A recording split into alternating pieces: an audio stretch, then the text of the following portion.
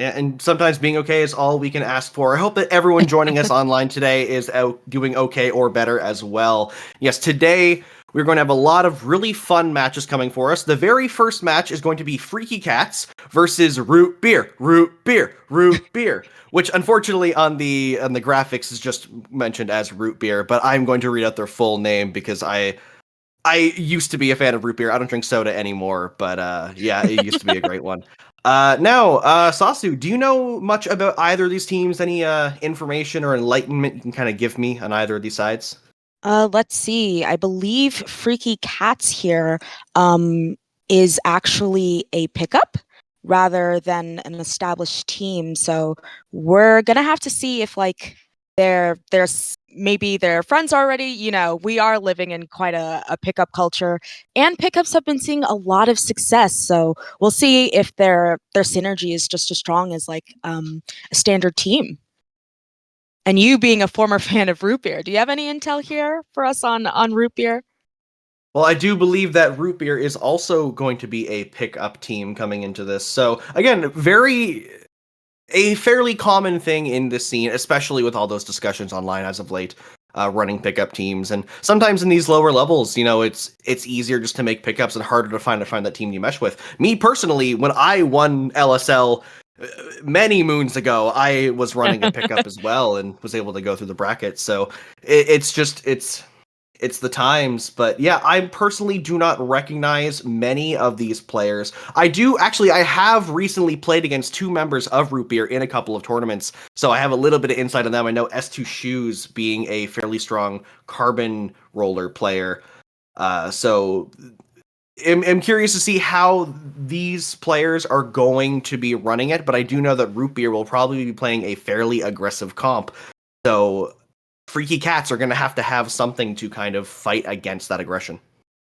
Yeah, definitely. A lot of the time, the name of the game is sort of just aggression, aggression to out aggression the other team, sort of smother them here. But we are going to be looking at Splat Zone's Barnacle. As I feel like we all kind of know, Barnacle and Dime Splat Zones can be a very difficult map mode, especially as it pertains to lockouts, and essentially also very difficult to play on for your first game of a tourney, certainly. What are your thoughts on this map mode? I think it's a very interesting one because you did bring up the idea that there's lockouts are very easy and they can be pretty devastating. But when you're not in a lockout in that neutral state, those two streets on the sides can be very deadly. And especially if we're going to be seeing an aggressive comp from Root Beer like I'm anticipating, they're going to be utilizing those flank routes very, very much. So we're going to have to see Freaky Cats be able to hold out and keep an eye on those sites and to make sure that they have as awareness and communication throughout their team. Absolutely. This is also a very difficult map to sort of like get your hand on the pulse of the other team to really learn some information, I suppose, about them because you're just so focused on not getting locked out, taking over for this neutral. So we're definitely, it's going to be interesting to see them when they get into that neutral and how they're going to play this. Now coming into this game, we have Freaky Cats in the orange, Root Beer in the blue. Immediate thing I'm noticing about these comps, I was wrong about Root Beer. They're running a double backline comp with a heavy splatling and a pencil. So maybe not as aggressive as I might have thought, but they do still have the carbon roller and they have a vanilla slosher, so they do still have some of that kill potential when they're in those fights. And Freaky Cats as well, bringing out a fairly mobile comp with that Dreadringer with those ghoulies. So interesting picks on both sides. Absolutely. We both have this pencil online, very tantamount for a place like this, getting that ink down, and especially with this Dreadringer, often used. There's been a new conversation, I feel, about Reef Slider.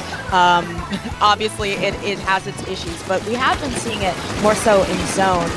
Very difficult to cap an entire zone with a Reef Slider on this particular zone. As you can see, sort of them having to move back there, and they're giving up this space, not what you want to see on your team, having the other team taking your plat essentially, which might be leading to essentially a knockout. A potential lockout here as we do see the crab going down. Burger getting behind it, managing to get that slosh. Root Beer very few points away from getting the lead. As much as Freaky Cats had a great opening, as we've alluded to multiple times, the lockouts here can be pretty deadly. There is the lead swap, though walking into the zone, Dreadringer does cap it, so only a couple point lead difference, but now you have to find a lockout of your own if you're Freaky Cats. Yeah, absolutely. We see both teams sort of in a neutral state here, sort of fighting for the zone, with quite a few penalty points as well. So it's going to be difficult for them to do that push, get forward, and take that plat, especially with that pencil sort of guarding that there on the side of Root Beer. Yeah, those pencil players can be hard to push out sometimes. Both teams do have one, so it can create a bit of a stalemate as we've seen here. Both teams have been in the mid for the last while now, no lockouts on either side. This pencil player here on the side of Root Beer getting pushed out. Amberler going down to the slider. Only one member left alive on Root Beer. Shader having to run away and does have to jump out. Freaky Cat setting up for a lockout, counting down on that penalty, about to take a lead.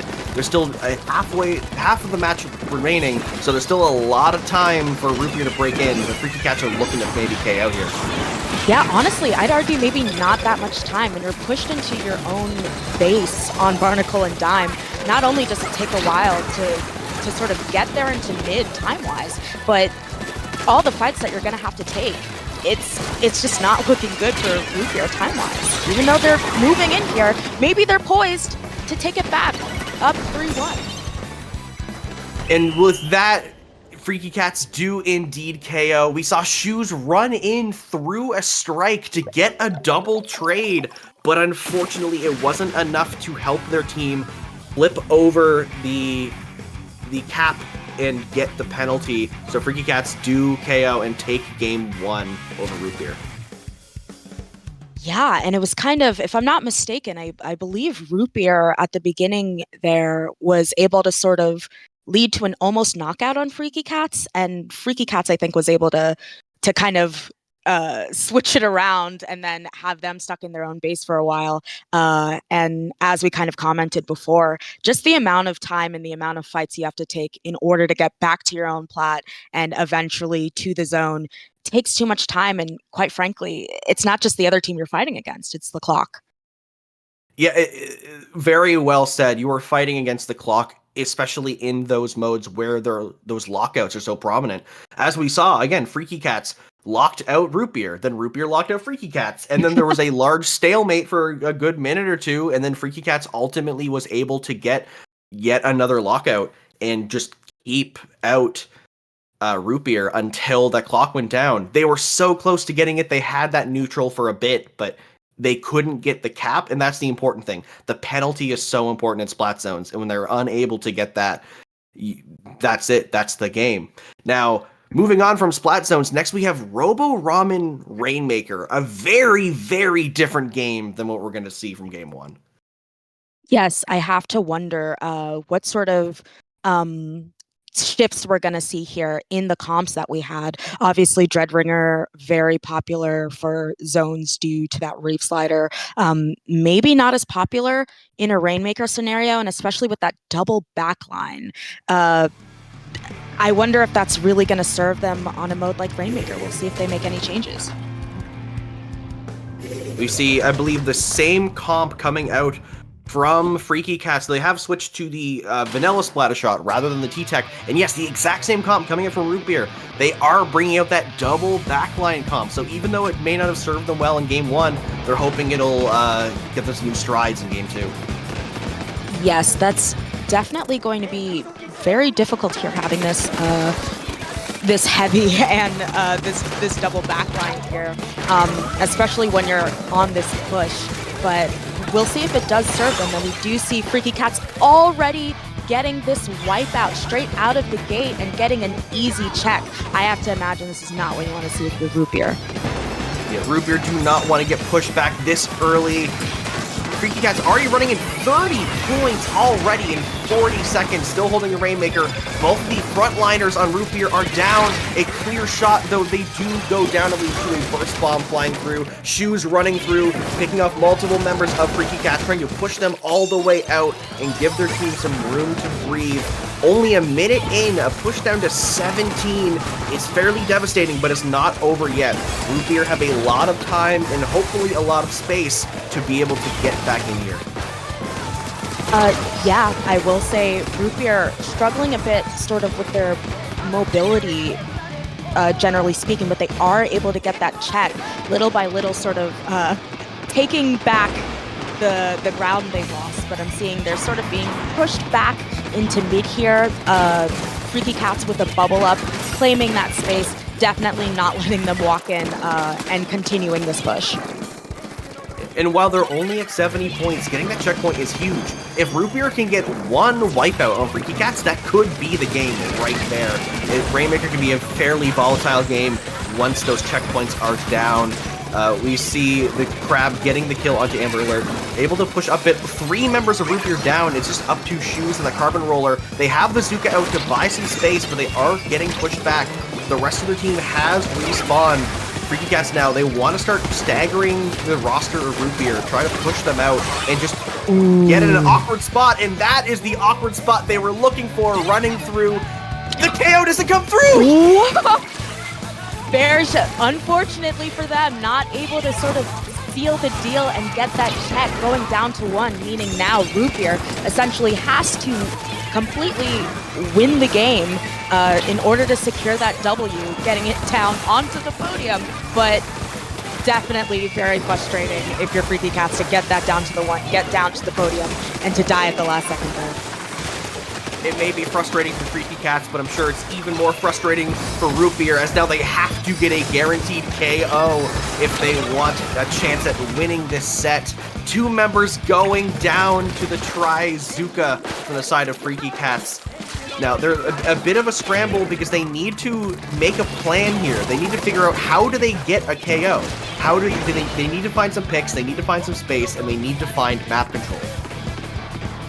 We do see that there are, or maybe they went, yes, they went down. There were strikes online, but unfortunately their V bucket goes down. But with this Zuka online, you see Freaky Cats trying to take that space, make that push, keep control. Though I imagine with 1 minute and 30 seconds left, and knowing that the other team essentially has to KO if they're going to get that win, Freaky Cats is in defense mode here, trying to stall for sure. Yeah, stalling is the name of the game. They just have to wait around, get some picks, and not let Root Beer take any steps forward, which is not a huge task. So it is up to Root Beer to try to find those solutions to get around. They may need a little bit more paint. This map is looking fairly orange. Even when Root Beer is taking over the middle of the map, there's a lot of avenues for Freaky Cats to work with. And getting those specials out, the Crab and the Zuka combo. Blaster coming through, getting multiple picks. Yet another wipeout for Freaky Cats. It's not looking great for Root Beer here, Sasu. Yeah, especially not with 41 seconds down, knowing they need this knockout. And 3 of them going down, their pencil only being the person up, and they're able to go down 2, getting a delayed wipe. It's looking like Freaky Cats trying to hold on to that Rainmaker stall. They're not going for the knockout, staying nice and careful. That we do have a flanking sort of carbon that goes down here. 15 seconds left, not looking great for Root Beer. The flank from the carbon was a hopeful effort, but in vain, as Freaky Cats have too much space, too much room to breathe, and just a great position in this match, letting that time stall out, getting the 2-0 over Root Beer. Root Beer, a valiant effort, but just couldn't find a solution to what Freaky Cats brought to the table. Yeah, especially after having, I believe, them going down to 17 so quickly. A really valiant effort fighting back there from Root Beer, able to still get in that check, I believe. But I think Freaky Cats really showed their aggression, like we were talking about before. The name of the game really is aggression, and when you're able to sort of smother the other team, especially with Root Beer having this double backline and maybe these 2 weapons that aren't the strongest at defending themselves on one team, it can definitely be sort of tough to match that aggression. Yeah, and there was a lot of glimmers of hope for Root Beer. Again, I believe Shoes on that carbon getting the Burst Bomb combo onto the Rainmaker at 1 point remaining before the KO, giving them a possibility to make a comeback. But again, Freaky Cats, I believe, getting 3 or 4 wipeouts throughout the duration of that game. But this set is already won by Freaky Cats because they're up 2-0, but it is a play all 3. So we're going to be seeing a third match between them. So Root Beer still have a chance to kind of prove themselves and show that it's not a total wipe. Like, they still are able to beat Freaky Cats at their own game. Going into Clam Blitz on Scorch Gorge, yet another map and mode that is very different from the first 2 that we've already seen so far this set. Yes, they are going to have to be contending with this sort of choke point where definitely a lot of the fighting is going to happen, trying to get up to these baskets. And especially with, I'm assuming we're going to be seeing 2 pencils on either team.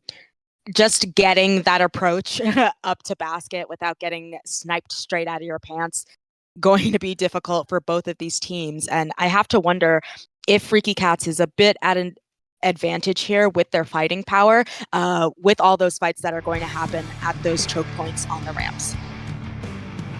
I am curious to see if Root Beer are going to make any comp adjustments. Again, Freaky Cats actually switching for the Tetra Dualies this time.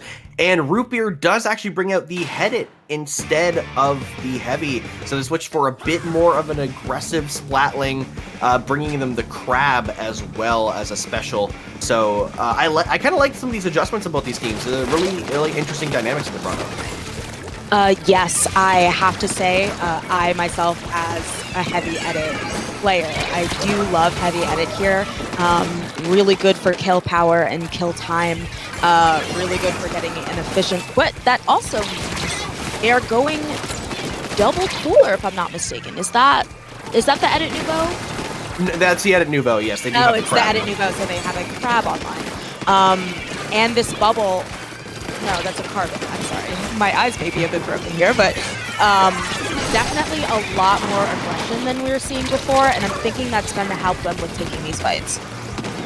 Yeah, and both sides do have a Reef Slider, which has been a very popular pick on Clan Blitz Scorchforge as of late. I've been seeing it every single time I play or commentate this map and mode. 3 members of Root Beer down, so Freaky Cats don't even need the Reef Slider to walk in. There comes the bubble. It is under the basket, ready to let their teammates walk in and start scoring, but here's the entire roster of Root Beer running back in to try to prevent it. Clam's getting past. There is the Power Clam, but Root Beer is here to push them out. Yeah, I'm hoping they're able to get in these subsequent clams here, and they are getting it down to 77. Never really want to get a power clam in there with no follow-up, giving the other team essentially a free pity clam. Chipping slowly down to 68 from Freaky Cats, down to 65 now, as now they're starting to get picked off by Root Beer and ushered out of this choke, leaving their push down to 65, a respectable number. A good job for Freaky Cats knowing to not overcommit to that push. We saw Gullert on the pencil all the way back in the middle the entire time. And then as soon as they were 2 down, the T-Tech ran back to make sure that their team didn't get wiped out. Make sure they have those resources to anchor and to stay alive and not let Root Beer get free map control after pushing them to their own base. Here comes the Slider, getting a couple picks. Few members down on both sides, but Freaky Cats still in control of this map. The Soda getting thrown a little bit aggressively, a little bit far. Burger able to grab it, but not able to get a lot of value out of it here. Maybe going down after getting picked off by 2. And now, once again, a familiar sight. It's just the pencil on the side of Root Beer alive. Yeah, and I think they're able to get in those 2 power clams. Another thing we should mention, clam economy. Currently, there are no clams online for Root Beer, and I think they've been generally struggling to get their hands on clams or even form power clams the entire time. Their basket closing, unfortunately, nobody picking up that pity clam, I believe, from that last push, meaning they do not get 2 power clams online here. But as you can see, Freaky Cats owning a lot of the clan economy right now, which also makes it difficult for Root Beer to then grab those clams and make a push of their own. And it can be fairly hard to get that clam economy when you don't have any space on the map. We're looking at a very orange Scorch Gorge here as Root Beer doesn't have a lot of space. They do have 2 members up on top of the map now. They're starting to paint out a bit, and they have gotten a fair number of clams along with that. We've seen more clams spawning on the right side, 2 pods of 3 right there, but they need to start getting some more picks and not get picked off on their own. 2 members down on each side. Freaky Cats walking forward even though it's a 2v2, but the sneak play behind, actually no, sorry, the map was flipped. It looked like it was a sneak play, but they were retreating. Freaky Cats, though, still in control here. Yeah, a very good jump out, though, staying safe here. As we know when it comes to Scorch Gorge, when you're making a push and you get wiped, it's extremely easy for the other team to just get a bunch of clams and get to your basket by the time that you respawn. So jumping out, definitely really good here. But you see Root Beer slowly making their way back into mid, trying to take this map control. It kind of has been the name of the game for this set for Freaky Cats to kind of paint the entire place orange and have this map control. But we do see Root Beer getting 3 down on Freaky Cats, and now they're able to finally maybe make this push successful. Both only 5, make that 6, 7, and oh, there's enough power clams for the power clam. They do get it in, but do go down. So they've started the ability to start throwing clams in. but with no follow-up, they're not going to get a lot of value here, and all they've done is give Freaky Cats a couple of free picks, a free power clam, and potentially some map control here as they're walking out of their base, getting one with a bomb throw. This isn't looking good for Root Beer. There's only one member left alive. And that one, yeah, a delayed wipe right as we close out the game and the set. Another W for Freaky Cats.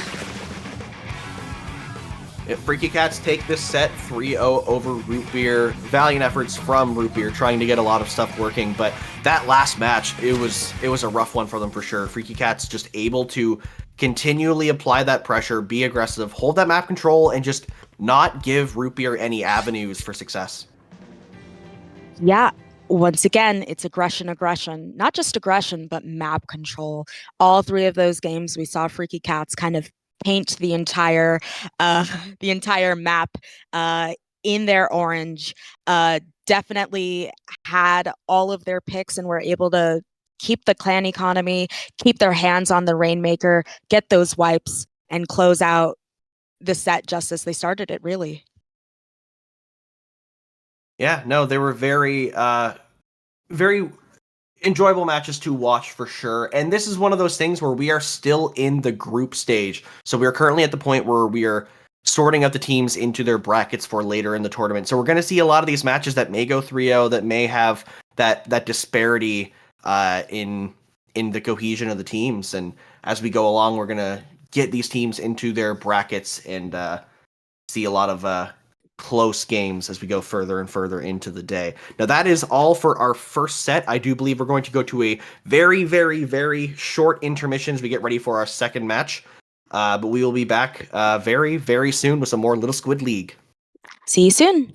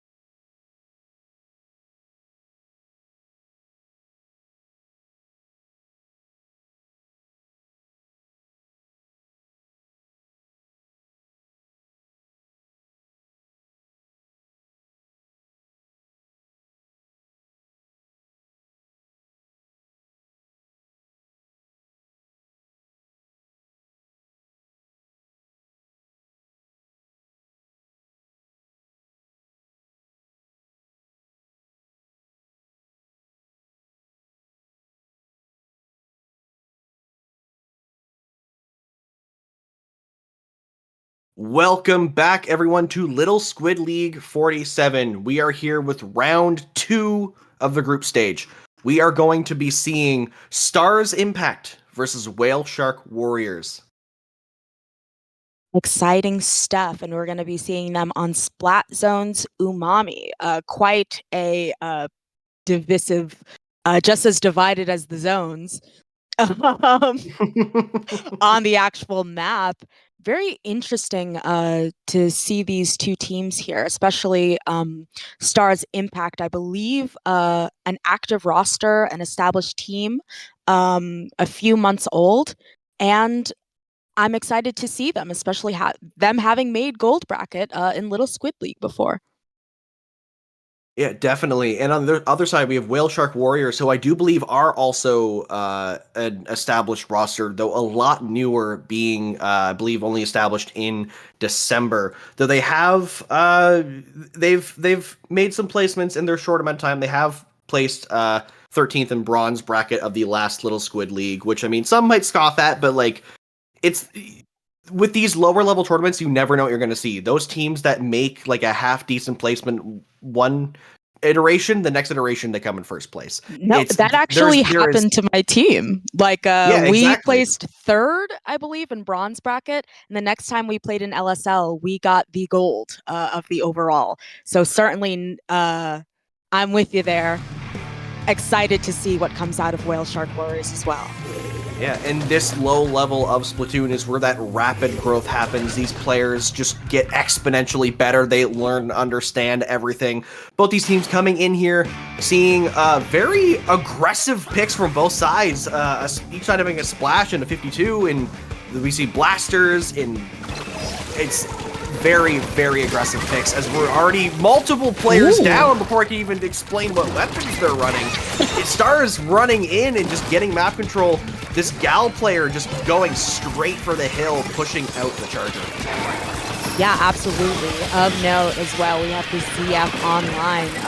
Very rare to see Charger players not on a pencil, so I have to imagine they are very confident in their aim and their ability to get people down. But right now, we're looking at a bit of a lockout positioning-wise, with this Gal sort of camping under this ledge, making it difficult for the other team to drop.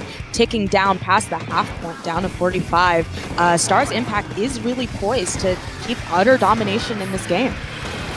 Whale Shark Warriors were able to even up the scoreline at 2 players alive on each side, but all of this neutral game, all of this stalling is benefiting Stars Impact, as they're only 20 points away from taking the lead. And with 3 members of Whale Shark Warriors down, this is not looking good. Throwing in the strikes, walking in, but does get picked off. 7 ticks left, and that's looking like Stars Impact are going to KO this game in less than a minute and a half.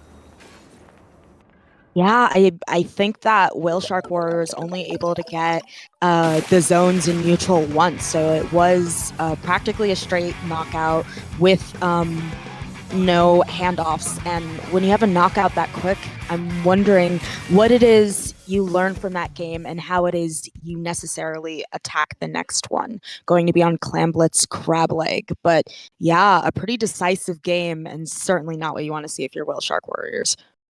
Yeah, and one of the biggest factors, in my opinion, when it comes to some of these lower level Splatoon matches, or really any Splatoon that's not like the best of the best, is the mental game. It's being able to take a loss that's fairly quick and not get bogged down and decide, no, we can still win this. That just wasn't our game. Maybe they're really good at this map and mode. Maybe we just, there was a little bit of a lack of cohesion in one of our plays, and sometimes things just happen, but you have to keep a positive foot forward, and you need to get into this next match and prove that you're going to win it, because it's not over yet. There's still 2 more games in this set. That's a lot of time to bring things back. And we're heading into Clamblitz Crab Leg, which is certainly a lot more difficult of a map mode to necessarily lock another team out. Of course, you can have a very long period in which the basket's open, but other than that, with more room to breathe, interesting to see if we're going to see a sort of repeat, or if Welsh Warriors is able to kind of get their mental together, like you're saying. I think that top level players, with all the games they've played, very easy to get a knockout on you and just say, all right, GG's go next. But with all the factors that are here, hopefully with more room to play, we're going to see a closer game here. Hopefully, because I love to see some close matches. Going into Clam Blitz, we have I believe the exact same roster coming from Stars Impact, and the E-Leader coming out, Whale Shark Warriors, and the Dynamo. That's a very, I believe only the Sploosh is the same repeat weapon, so a very different comp. Now, also what's very interesting to look at, too, is 3 members of Stars Impact are running Comeback, but 2 of the Whale Shark Warriors are running Last-Ditch Effort. Very interesting here. I'm wondering what it is necessarily that they're hoping to have like online during these, I believe, final 30 seconds or so of the game. But we are at neutral here. Whale Shark Warriors able to sort of take this space and does go down. They're going to have a very difficult time with 2 weapons that are relatively slow up against the aggression that is Stars Impact. Yeah, this is a common thing you see in a lot of Clam Blitz games. It's just that neutral point where teams are slowly building a Clam economy. They're slowly trying to find those picks, get map control, and you have to be more delicate with your pushes and be more coordinated in how you're going to be getting in. So Whale Shark Warriors still have a lot of space here with the paint. This new comp they brought this match does kind of give them the ability to hold the map a little bit better. Getting 2 members of Stars Impact down, grabbing this power clam, they're going to walk in. They do have 8 more clams to throw in with 3 members of Stars Impact down. This is going to be a push. Yeah, a push down already into the 50s. A fantastic start to the game, already getting it down like that. Like you said, we do see a lot of neutral in a Clam Blitz, especially a place like Crab Lake, which I find doesn't have the most forgiving clam economy. So it can definitely be super difficult to get those clams, make that push, get up that ramp without the other team just picking you off one by one. But we do see 2 going down on the side of Whale Shark Warriors. Stars Impact kind of chipping away until they're able to get that wipeout. But yeah, clam in, and they have a lot of clams online. If they're able to kind of stagger this, especially with this other coming in, they might be able to get this lead. And lead they have gotten. Yeah, a very strong position for Stars Impact. Again, watching JoJo walk in, getting a triple kill, jumping away to get their power clam, and then jumping back in to score it while the rest of their team held it out. Very well coordinated now, with only 1 member left alive of Whale Shark Warriors, trying to subdue this push and just keep as little clams coming in from possible. Only 4 power clams away from winning the game. They have enough, but they can't make it back in time.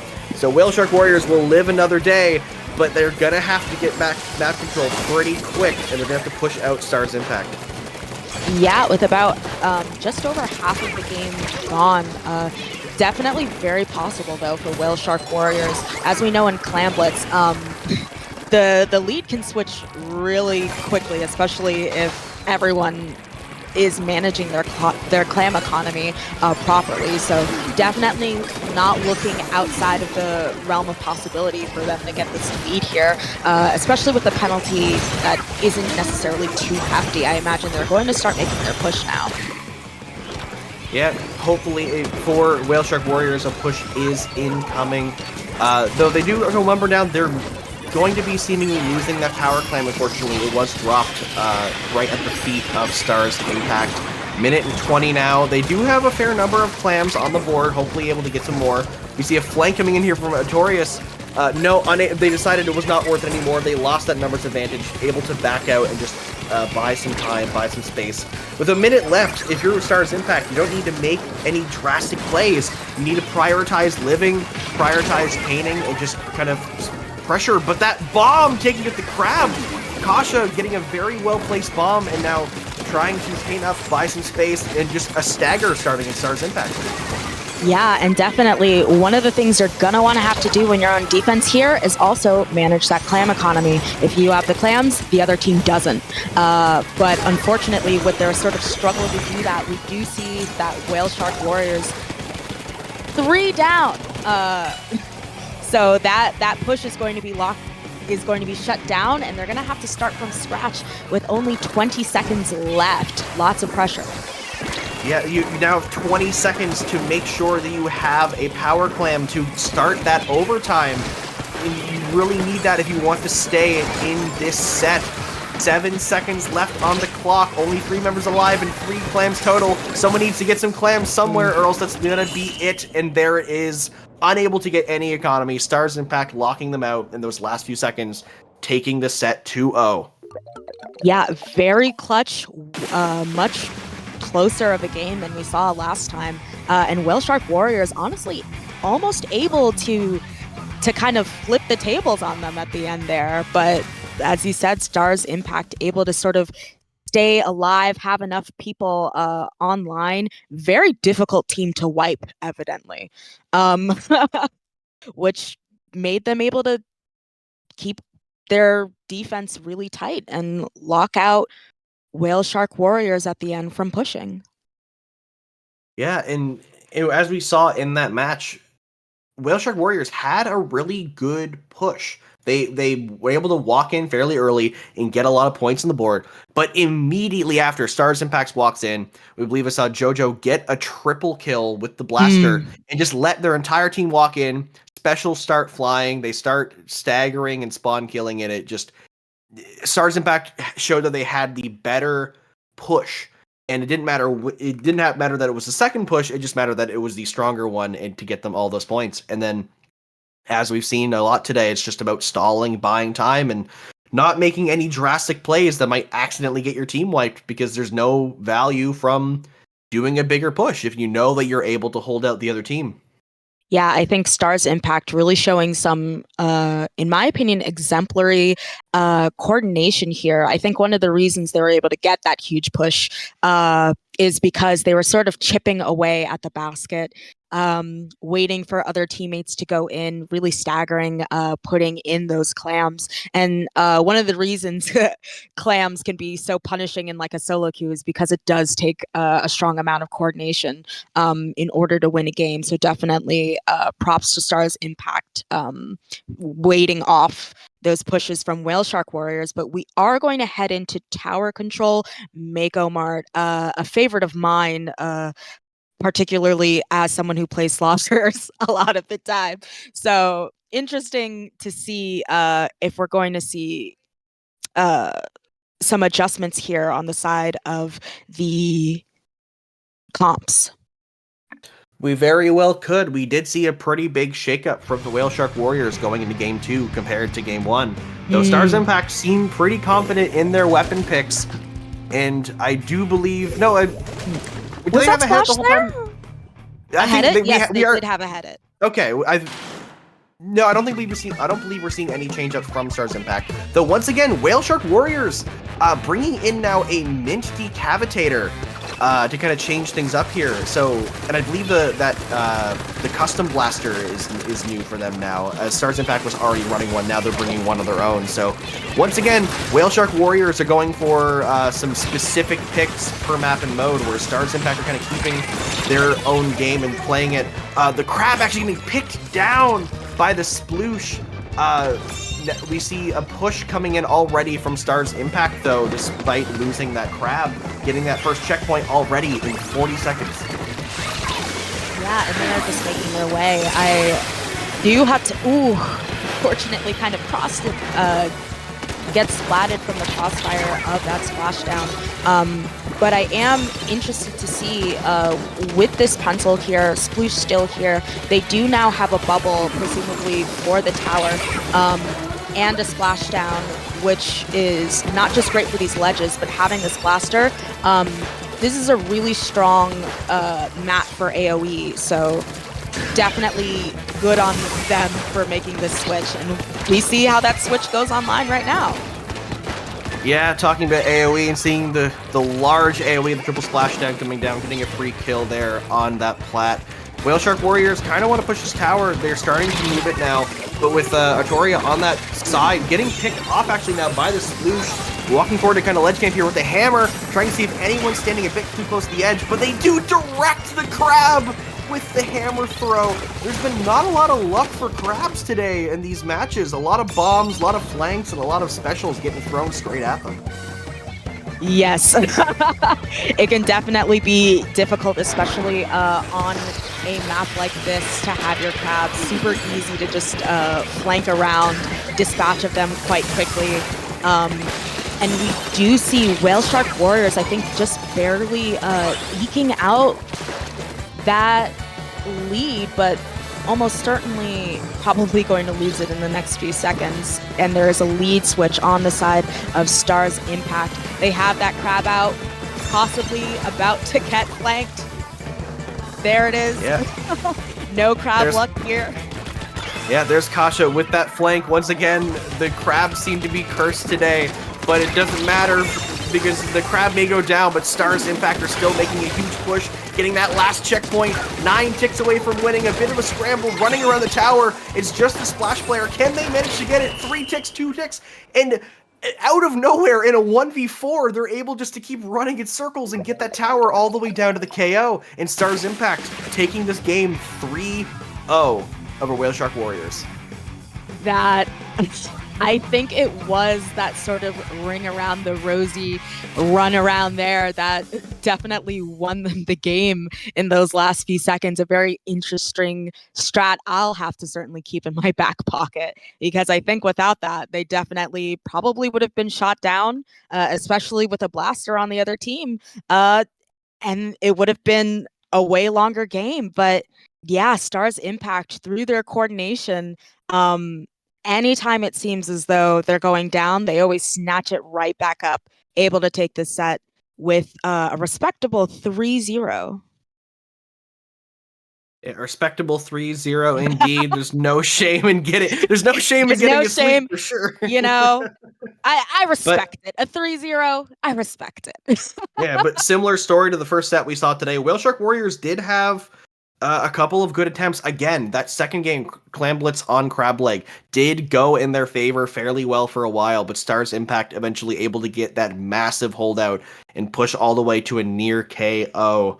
Now, that's all we're going to see from those two teams for now, but that's not all the action we're going to be seeing today. We're going to go to a quick break, and we're going to come back for Groups Round 3 of Little Squid League 47. We'll see you soon.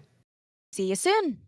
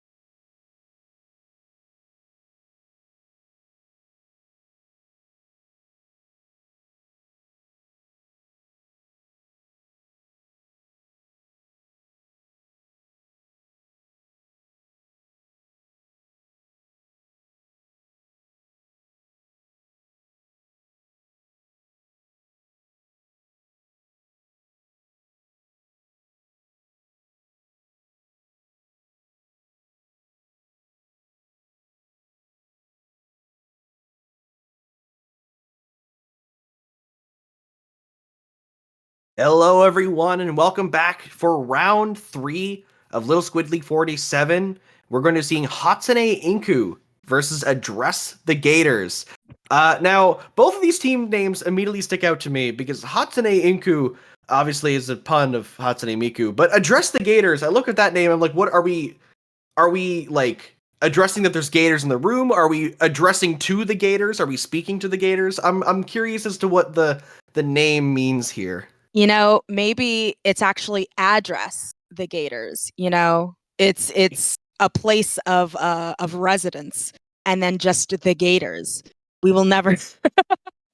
We will never We know have because no way to know. I'm too introverted to ask the team, so we'll never know. Yeah, so going into this match, both of these teams look like they have a lot to show for. I believe Hatsune Inku getting a very good placement in Diamond Bracket of a previous LSL, and Address the Gators coming second place in Mug Cup 21, and also coming first place in Setting Sail, which is a novice level Splatoon tournament that happened recently. Oh, yes. I'm very excited to see what it is they've learned and how they plan on kind of bringing that skill here. But we have, I believe, Rainmaker Museum. So, what are your thoughts on this map mode? It's a curious one for sure. Museum's always been an interesting one to me because the lack of escape routes. You really only have one way to get back into your own base once you've left, so it can be kind of scary if you're not on a long-range weapon. Here we see a lot of non-long-range weapons walking in. Two members of Address the Gators already on the side with those sodas, trying to keep Hatsune Inku from breaking in as they have the map control coming into the first 30 seconds of this game. I'm up. Wow, two going down already on the side of Hatsune Inku. And it's kind of just trading back and forth here. Interestingly enough, we do see a screen, something that's not super common, especially at lower levels of play. More people, obviously, in low level and more likely to come across people who cannot play with screen. But with a special like that online, very interesting to see how that's being thrown and boxing out the other team while they make their way to check. It's slowly just walking forward straight through all the aim. Address the Gators fairly close to this checkpoint, but needing to back up a little bit because of those specials. The Julies drop in and do kill off the Rainmaker. Two members of Hatsune Inku are down though, so very, very barely not going into the water there. The huge defense from the Julie player, picking off a couple of players by themselves, but Address the Gators getting back into form and really want to take this checkpoint soon. Yeah, really incredible to see that level of confidence to not jump out, stay there, get a pick before eventually going down. But we are sort of more in this neutral state here, both teams kind of getting their paint, getting their specials, getting prepared for this next push. That we do see members of Hatsune Inku, 3 of them having their specials. Oh, but Address the Gators able to get this sort of trade here, so we're still in this neutral set regardless. Yeah, we see a little bit of antsiness there, wanting to grab the Rainmaker, but bombs coming in, not able to grab it. Hatsune Inku now 3 members up. There's the Rainmaker grab that they were looking for. Gonna just walk straight over the splatter color screen. Not an issue whatsoever when you're on that mid spinner and unable to get the checkpoint, getting picked off by, I believe, Splat Kirby on that shot, getting multiple picks, going through the side, and now with a Rainmaker grab of their own, Address the Gators are going to start rushing for that checkpoint.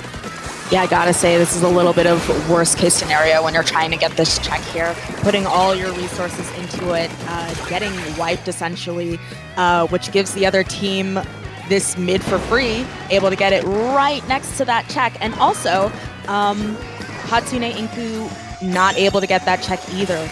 So we are once again in this sort of trade back and forth. I have to imagine this is a bit of a challenging map for both teams with how much neutral and pick by pick we're seeing. Because even with these wipes, both teams have neglected to get checks on both sides. Yeah, and with only a minute and 30 seconds left, it's looking like this match is going to come down to which team can dunk the goldfish first, as neither side has managed to break that checkpoint, both getting very close at least once, if not multiple times, but Address the Gators currently in map control, but Hatsune Inku already walking in. There's the specials, 2 going down, clinging on, trying to make sure that they have some kind of defense set up to keep that checkpoint alive. Address the Gators throwing out specials, not getting as much value as they want now. Do have the numbers advantage. There's a splashdown. Oh, I thought they were going to grab that Rainmaker, but no, they go in, get 1 pick. Can they get a second? Looking around, trying to find someone, pushing them back. Maybe Address the Gators might get the checkpoint here. And they're able to take lead and finally get that check, leaving 40 seconds only for Hatsune Inku to try and retaliate against this push. But more points ticking down and down, going through that splatter color screen, making a beeline for that final check, but going down. 3 down on the side, and I think they're maybe going to get this dunk. No, they managed right to save it with 1 point left, the 1 point mean, but only 15 seconds left and a checkpoint. Hatsune Inku are not looking to be in a great position. They have to bring it from their goal all the way to the checkpoint, all the way to the other goal, and to get the KO if they want to take this match, and do all of that within overtime. It's not impossible, but Address the Gators are sitting pretty right now. Yeah, certainly not necessarily impossible, but especially having someone active and in your base while you're trying to make this push. Not what you want to see, and unfortunately, Hatsune Inku not able to get into that mid and start that push down in OT. That is 1-0 on the side of Address the Gators. Yeah, very, very good holdout there at the very end by Address the Gators. Again, seeing 3 members of the team sitting back in your base, just buying time, and then watching Ramen on that sploosh just running straight in past the entire roster of Hatsune Inku and just going straight for the Rainmaker. It wasn't what got them the pick, but it bought so much time and forced the entirety of their team to retreat to go save their Rainmaker that they were all grouped up and they just got doubled by a Zuka shot from across the map. So Address, and again, as I mentioned before, it kind of came down to which team was able to break that first checkpoint. Address the Gators managed to break it and then pushed straight to 1 within a couple seconds after. So it could have been anyone's match. If Hatsune Inku could have gotten that checkpoint first, they could have just taken that straight home and made it their game. Yeah, but definitely very exciting to see that game be so close and kind of in neutral that whole time. Clearly, this was quite tough on both teams, but, you know, they were just able to eke that out in the end. And we're moving to Tower Hagglefish, a map mode that is sort of, in my opinion, quite unforgiving when it comes to pushes. It's very easy when you're defending to get absolutely overwhelmed by the other team and just kind of, you know, lose it all in one go, especially when it's after that second checkpoint. So certainly going to be interesting to see this, seeing as though it's been kind of back and forth on the fights with both of these teams. Yeah, it can be a very unforgiving map when you're pushed back in your base and the entire other team is just ledge camping you across the left and the right. But at the same time, the tower is fairly unprotected until it's right up in the opposing side's base. So if they have some good specials and potentially a long-range weapon or two, they can hold out that tower pretty well from afar and not even have to worry about all the little squids just running around in front of their base. They can just shoot right over them and just keep that tower back. So curious to see how these teams are going to want to run it. Maybe we'll see some weapon switch-ups. Maybe we'll just see the same comps coming out. It's kind of up to how these players want to run it. Yeah, I'm I am super excited to see that. I myself, this is Tower. Interested to see if we're going to see some switches onto perhaps bubbles or AoEs or anything that is going to assist with that. But Hagglefish, very unforgiving. We'll see these loadouts now. Yeah, we're seeing Dapple Doolies coming out on the side of Hatsune Inku immediately. That's a very uncommon weapon that you see in a lot of competitive matches. Yeah, and we do see some bubbles coming out in a lot of tower-specific specials. You're seeing those splashdowns, those triple link strikes, a lot of fairly typical things we might see. Though a little bit less typical, especially particularly in low level, you tend to see a lot of rollers that are running Ninja Squid. And if I'm not mistaken, I don't think that's what I necessarily saw. I'd probably have to double check that. But also Dapples, I feel like we've been seeing a resurgence lately as it pertains to Dapples. There was a particular JP player in a tourney that was able to get a win with Dapples. So we've definitely kind of seen them more in the conversation lately. And I have to wonder if that has anything to do with this pick. Past checkpoint 1, we have Address the Gators getting down to 55. Already making significant numbers 1 minute into the game. Yeah, it's a pretty good push to have under your belt. Again, in Hagglefish Tower, that first checkpoint is the largest one. It takes the most time to break through, so getting it out of the way early is going to help your team a lot, because now you're not stuck in that big open area I was alluding to earlier when you're in those pushes. Hatsune Inku trying to kind of break out here. Elias does get a pick onto Splat Kirby in that left street. Going now to mid, throwing out those strikes, helping their team push forward with that numbers advantage. 2 members of Hatsune Inku running straight through. 3 go down, and they address the Gators, and it's just the roller players stuck up in their base. Yeah, I'm wondering if Hatsune Inku off this stellar push is going to be able to get that lead. Lead switches into the side of Hatsune Inku, but with 2 going down, I have to imagine that is the end of this push. Yeah, we Address the Gators have taken back enough space to drop out and not get ledge camp, but there's still a bit of a scuffle in the middle as both teams now are trying to fight for map control, get as much pain as possible. Skylight running straight through those strikes with the roller, only able to trade out 1. The slider coming into the tower, not getting any picks, but also not getting picked off themselves. Just kind of buying that space, getting rid of that bubble, make sure there's no jumps, make sure no one uses it for protection. And Hatsune Inku want to take back this map before Address the Gators can really get any control. Yeah, definitely seeing a concerted effort from Hatsune Inku to sort of clean up this court area, Address the Gators with some arguably very like rat-like behavior, scuffling all over their space, and they're able to take that space back despite sort of being cleaned up, several people going down before, and they're making their push in the attempt to sort of get this lead back, and they are able to get it despite this splashdown here. This bubble definitely letting them keep a lot of space, and these follow-up tri-strikes to secure them getting that check, and they're moving their way forward. Unfortunately for Hatsune Inku, geometry in Splatoon is not always in your favor. That splashdown getting absolutely no value despite being directly on the tower. And yes, instead those bubbles and strikes coming in to get a free lead and checkpoint for Address the Gators. Once again being in the lead now with 1 minute and 30 seconds. That's not as much time as you'd like if you're a fan of Hatsune Inku, because they're going to need to get all the way to that second checkpoint and break it. But Address the Gators know that with 1 minute left, they just have to defend. They just have to buy time, get some chip damage, throw some bubbles down, put out some strikes, and just do their thing.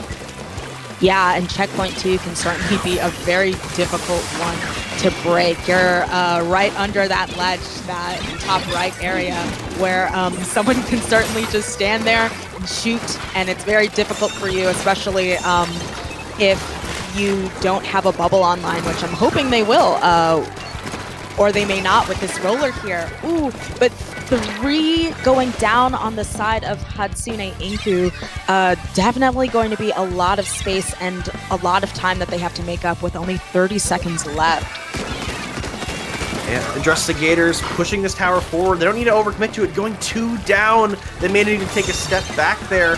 But Hatsune Inku now going 2 down. So getting that play salvaged by the remaining 2 members. Only 12 seconds left.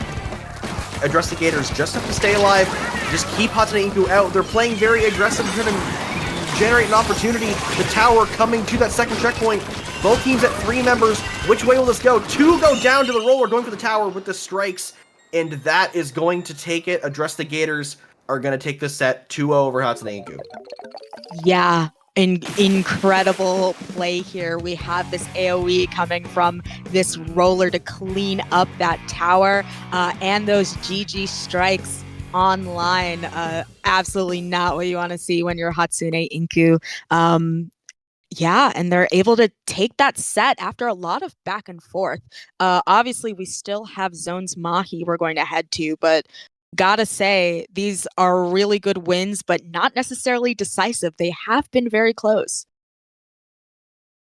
Yeah, and that's what we've been seeing a lot of today is just those matches that are, and that's something you see in Splatoon in general, is matches that are very, very close, but at the end of the day, somebody's got to win it, and there's that one team that always has that edge. They have that ability to just edge out the win and manage to get those last couple points or get that one component that lets them win. Again, we saw in game one, both teams stuck at that first checkpoint until Address the Gators finally got it and then immediately pushed straight to 1 point. So Hatsune Inku still have a chance to kind of prove themselves here and maybe show off their stuff. And I'm trying to look at the bracket right now to see if winning this match would kind of win them any tiebreakers, but I don't believe. Yes, both of these teams have swept all their matches so far, so it was just up to this match. So yes, we will be seeing Address the Gators in Diamond bracket later today. Hatsune Inku going to Gold bracket. Yes, and that I believe is a bit of an upset, especially considering Hatsune Inku, their last go at LSL was able to make that Diamond bracket and Address the Gators. I don't believe having what's the word? Having a history of playing in LSL, especially coming out of setting sail, the champions there, second in Mug Cup. They're really proving themselves, and I hope they're ready to put this in the results. Address the Gators. Yeah, for sure. And that's what I kind of alluded to earlier when I talked about them winning Setting Sail, is that for anyone who doesn't know, Setting Sail is a new novice level tournament aimed at like introducing players to the competitive scene and being a semi-draft tournament where even if you don't have a team, you can just sign up and they will assign you a team to kind of get in there and learn. So nice to see that Address the Gators winning that tournament and then continuing on into LSL and pushing all the way and getting Diamond bracket now. But that's enough about the teams. Outside of the match, we're going to get into the match here. Actually, we're seeing a Reflux. Yes, I am a Reflux main. I love to see Refluxes. So shout out to Splat Kirby. Yeah, we're going to see zones here on Mahi Mahi Resort. A lot of switch ups in both comps. Yeah, we also, I believe, we're seeing a Rapid here that was not online before, as well as that Reflux. I believe the Reflux has the Reef Slider, which of course we've been not only seeing a lot of in zones. I believe a well-placed Reef Slider can practically, with enough special power-up, flip the entirety of the zone here in particular. So that is going to be a thorn in the side of Hatsune Inku, who is trying to get this win on the board. Currently in the hands of Address the Gators. There's going to be a lead switch here, but so many specials coming out on the side of Hatsune Inku. Able to get a pick, but 3 going down on their own side. Yeah, the water levels are now changing. The map has exposed itself, and Address the Gators have a very high paint comp, so they're going to be utilizing that large open space and just keeping down paint and not letting Hatsune Inku get in. You see the Rapid walking through, getting 2 hits on the Ramen. Can they get a second one? Yes, they do. The direct. I'm looking for 3. There's 3. Triple. Give me 4. Unfortunate, no, but still the 3-for-1 trade. Very, very important, especially with those directs. That can be really hard on a Rapid, so very good playing there now. Getting their team in and allowing Hatsune Inku to start counting down through their penalty. 30 ticks until a lead, so there's still a bit of time. They're going to have to hold out, but it's looking pretty good because Address the Gators can't find an opportunity to drop here. Yeah, especially they have like a healthy amount of AoE on the other team, which this map is all about ledges and dropping. You definitely don't want to drop straight into the slosh of a V-slosh. So very difficult, but Address the Gators able to put the kibosh on that hold and flip it over, making their way through their own penalty now, as Hatsune Inku has to strategize as to how they're going to necessarily chip away at this zone until they're able to flip it. Mina and Splat Kirby catching up that Rapid on the side, making sure they can't do any shenanigans again from that flank. Trying to get some paint out, using the slider to survive the splashdown and getting the kill and another assist. Only one member left alive of Hatsune Inku, and I do believe they are running 23 ticks left. Will Address the Gators take it? Hatsune Inku need to find something to get in here. Here comes the Inkjet breaking the crab, but with 10 ticks left, there's not a lot of space left. Running out of time in that Inkjet. 4, 3, 2, 1, and that is it. Address the Gators are going to get the KO and take this set 3-0 over Hatsune Inku and going straight to Diamond Bracket of LSL 47. Exemplary plays here, definitely with that reef slider we saw, living that potentially fatal splashdown. Seeing Address the Gators sort of really lock in and clean up all the noise that was going on and able to keep the zone the entire time. Lots of fun to watch. Yeah, and see, again, I had a lot of fun watching that just because of the reflux alone, let alone like the interesting picks, the ways that players did that, the rapid solo play on The like the triple left rapid. flank. I wasn't ready for that at all. So very well played from Hatsune Inku, and seeing that they've been in Diamond Bracket previously and seeing them sweep the rest of their opponents today, they're playing hot, but Address the Gators just coming in and shutting that down, saying, no, we're going to Diamond Bracket today. We are coming off of Mug Cup 21. We're coming off of Setting Sail, and we're ready to go, bringing that 3-0. Now, as much as I'm excited to keep yapping all day, that is actually it for our group stage. We're going to be going into the brackets, and that means we're going to bring in 2 more commentators to cover the action for you. So before we go off for the day, Sasu, if anyone watching wants to go find you on the internet, where can they look? I am everywhere. My username is the same on Blue Sky. I have a Twitter, though I don't use it much anymore. Instagram, Discord, what have you. It's all at Sasu in Your Pants. That's SASUINUR pants. And where can we find you, Hammy? You can find me basically everywhere at Hammy in the Wall. And most importantly and most actively, you can find me on Blue Sky at hitw.inc. So that's going to be it from both of us. Hope you all stick around for the brackets. They're going to be very exciting. If that set to determine who goes to Diamond Bracket was anything to go off of, Diamond Bracket's going to be great today. So you're not going to want to miss it. I've been Hammy, joined with Sasu. Don't go anywhere. We're going to be coming back to you very, very soon.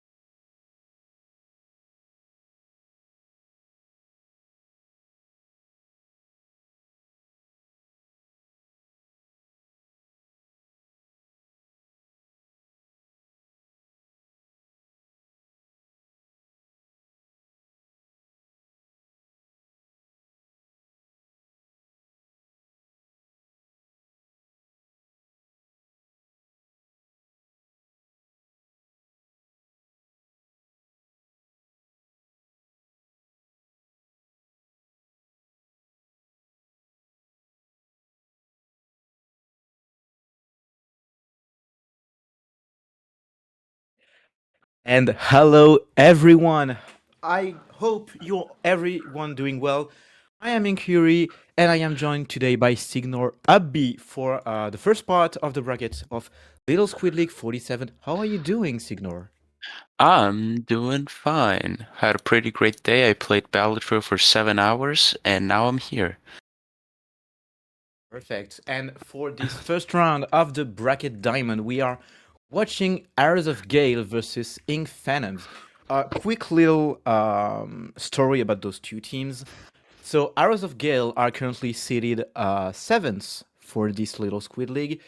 It's a team that has been there for a few months apparently. Won the Division 10 of the last Luti season and had a few results, like they got ninth at last Little Squid League, third at the Gamma bracket of Low Ink of October. But on the side of Ink Phantoms, it's a very huge upset because it's a team that hasn't been there for very long. They don't have any recent results or like Lottie division, but they're seeded 43rd and are in Diamond bracket, which is huge. Yeah, definitely. We'll see, because Heirs of Gale, as you've said, they're a pretty good team, but Ink Phantoms is also on a huge upset, so maybe they'll be able to ride this streak that they're going with. Gonna start off on Haggled Zones. Pretty normal Pretty map. classic map mode, very established, liked by pretty much everyone, and we have some pretty interesting comps. Like we have a Carbon and Dualies on the side of Heirs of Gale with a ballpoint to back up all that. But on the side of Ink Phantoms, we have a Range Blaster with Dapples and the usual pencil to bring the turf and the cooler. We're already starting with the zone being very disputed. It's a basic neutral position, and already the Carbon making some kills here on Skitty with a flank, but getting punished. Yeah, I'll say these comps are pretty... Okay, I'll say Ink Phantom's comp is much less particular than Heirs of Gale's. They do have a Dabbles, which is kind of an uncommon pick, but we'll see how they work it out. Arrows of Gale are run. Seems to work very well because they're putting a lot of pressure on Arrows of Gale. They have the lead, they have the zone, and I mean they don't have the specials anymore, so it's time for Arrows of Gale to push.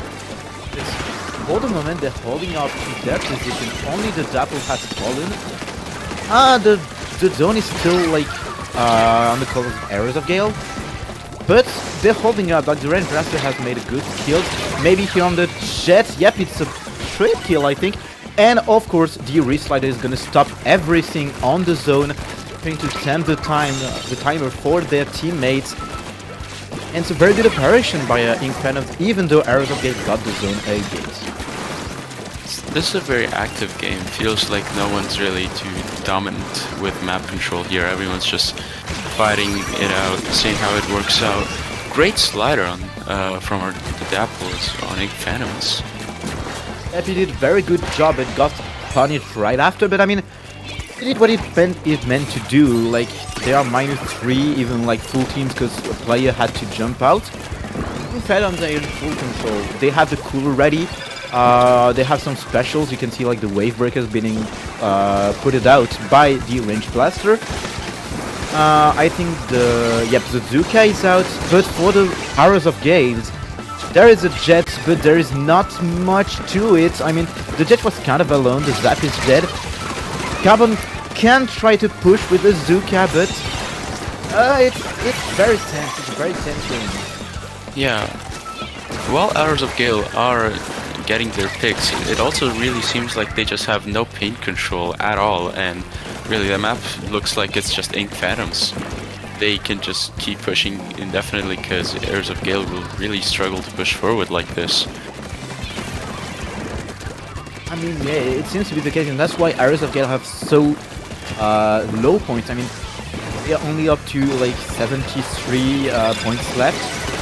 Considering the number of times they actually put tentacles onto the zone, it's not a lot. I mean, it comes from the fact that they don't have the explosiveness of Ink Phantoms. They don't as much pressure as them.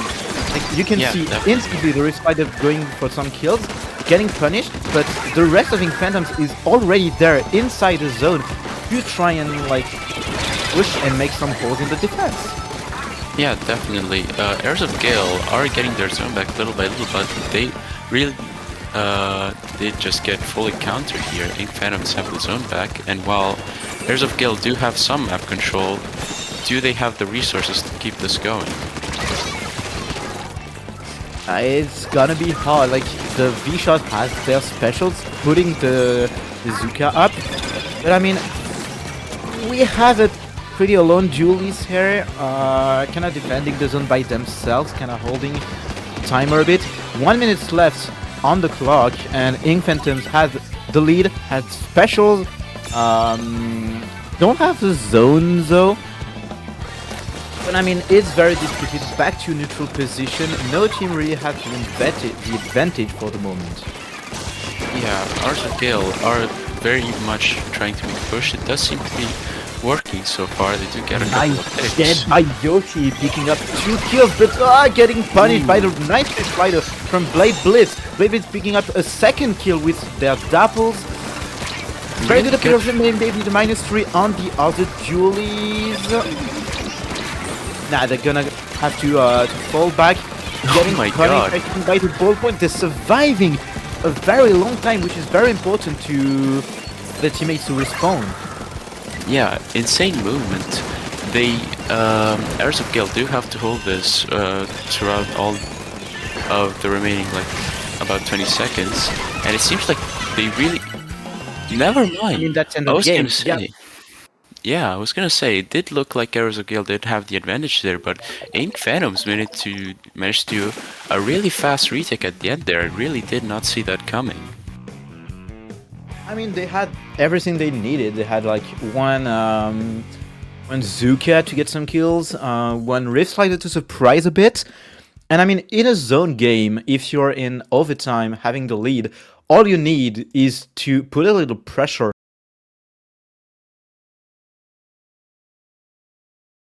Sorry, I had a bug. So you just have to put some pressure on the defense so they leave the zone and you can ink it up yourself.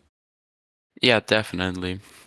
Do have to say, while Ink Phantoms are doing a bit of a gamble by running dapples, it seems to be working out. I feel like Heirs of Gale's comp runs, I wouldn't say unusual weapons, it's more, I would say individually, dapples, or, no, sorry, not dapples, dually squelchers, ballpoint. Most of these weapons are definitely not off meta. They're really good weapons, but I don't know how well they're working together. We'll see if they change this up. They do work together pretty well. They're just not weapons. Right? You can just put randomly to a comp and it will work like it does for maybe Pencil or V-Shot. It's weapons that you have to build the comp around it for it to work. And you also have to know your teammate very well in order to like be synchronized with them. So it's definitely not a bad built comp. It's just that you have to work in order for it to work. And you have to know what you're doing. Definitely, yeah. And since they're on Rainmaker Museum now, this is also a map of, unless you're well coordinated, you're not gonna be able to push all that much. We will have to see. I mean, yeah, it's very different because Zone Hagglefish is like Hagglefish pretty much the zone map. Like you have to take the mid and you have to keep it. But Museum paired with Rainmaker is basically map mode where you have to move a lot. Like you won't hold off to the mid very easily. You will always get flanked, get pushed by like the guys going forward, etc. So you have to move a lot and you have to be proactive in your way of playing. Yeah, it does seem like Ink Phantoms are very much doing that. They're all in very aggressive positions, so they do very quickly manage to get the checkpoint. And it seems like they are keeping this push going. Yeah, very good work by the Rage Blaster, keeping the Carbon away from their teammates. And so the first checkpoint has already been broken. The Jet is up, but maybe, yep, it will get punished by a very good operation by Julie. Trying to run up with the Rainmaker, it's not gonna work very well. Yep, stopped by the cancel. And for the moment, Ink Phantom is in full control. They have special if they want to. They have pretty much positions they need. For the moment, it's a neutral position, but like small space of Ink Phantom. You see that the apple there was trying to go for a lag. It does get managed. It does get caught by the Carbon.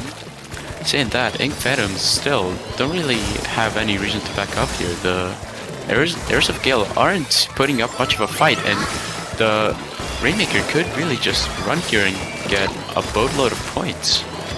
Yeah, they're just getting a yep, good bunch of points. Just trying not to rush in too easily. Like, we're early in the game, and it's not that important to rush for points. You really want to build your push in order to maximize your output. And for the moment, they're just doing it. Oh, but nice Jet, amazing Jet by the ballpoint here, taking like 3 kills and following with the last one. That was a nice action. Yeah, great jetpack from the ballpoint. You do see them really pretty much holding the push by themselves. They are just keeping their plat and not giving it up. Saying that, Ink Phantoms, let's just keep coming, and they don't stop coming. And still pretty much good defense from Arrows of Gale. They like tend to keep Ink Phantoms from pushing, still have trouble making the moves themselves. Like they get in that spawn, they have very good defense, they can hold some positions. It's moving forward is hard because like I think the biggest problem in Arrows of Gale play right now is that the Carbon just can't move at all. It's being held up by the pencil, by the range blaster, by the V-shot, and it just can't do the work they need to do in order to push and open the way for their teammates. Yeah, and I mean, Ink Phantoms just do keep do keep going in aggressive positions. It doesn't really work out, but it does really show their dominance and how they just have the map here. Heirs of Gale do start a push here, though. We'll see how this works out, because they do manage to get a couple of good picks. They do get one down, and now it's even. I mean, it's even, but it's really, really hard for Heirs of Gale to make a single move. Like, they had the kills, but they got stopped. They got stopped by, I don't even know why, but it's a hold to that push and gave time to Ink Phantoms to move back into position. Yeah, we did see what you just said of the Carbon really doesn't have anywhere to move, mainly because Heirs of Gale do have difficulty just keeping paint control here. Not only because of their comp, but also because Ink Phantoms is also running a pretty paint heavy comp here. Save for the range blast. They have V-shots. Even doubles are painting like a lot more than you can think. Yeah. So yeah, the only weapon that needs turf in Ink Phantom's comp, maybe like the range blaster, but that's pretty much all. Yeah. And on the side of Arrows of Gale, like the ballpoint can turf, but not that much. It will turf for itself, but not really for artists. Carbon needs a hacking lot of turf. Dualies, I don't really know how to put them, but it's not something that will turf. I mean, yeah, the dualies, specifically Squelchers, do need a good amount of paint to be able to fight effectively, and we do see that the set goes to Ink Phantoms. Set goes to Ink Phantoms, indeed. That's a very good 2-0 by them. And since it is BO3, it will be over for both teams. And Ink Phantoms, again, putting up the upset. I don't know why they were seeded Like, it appears that they were misseeded, but at the same time, Definitely. I don't want to call out on our seeding team because they're doing their job and they're doing it really good. But honestly, Ink Phantoms, when you look at the seed and the actual like data we have on them, it's very surprising to see them here. Yeah. Saying that, from what I know, Ink Phantoms, their players don't really seem to have that many recent results. And at the end of the day, both teams did put up a great fight, but it seems like Ink Phantoms do keep their upset going. They Yep. will now have to play against Sonata, which is seeded second. And that will be in the semi-finals that we will commentate right after, just having a quick break, sorry, to wait for the other sets to finish. And we'll get right back into it. Bye.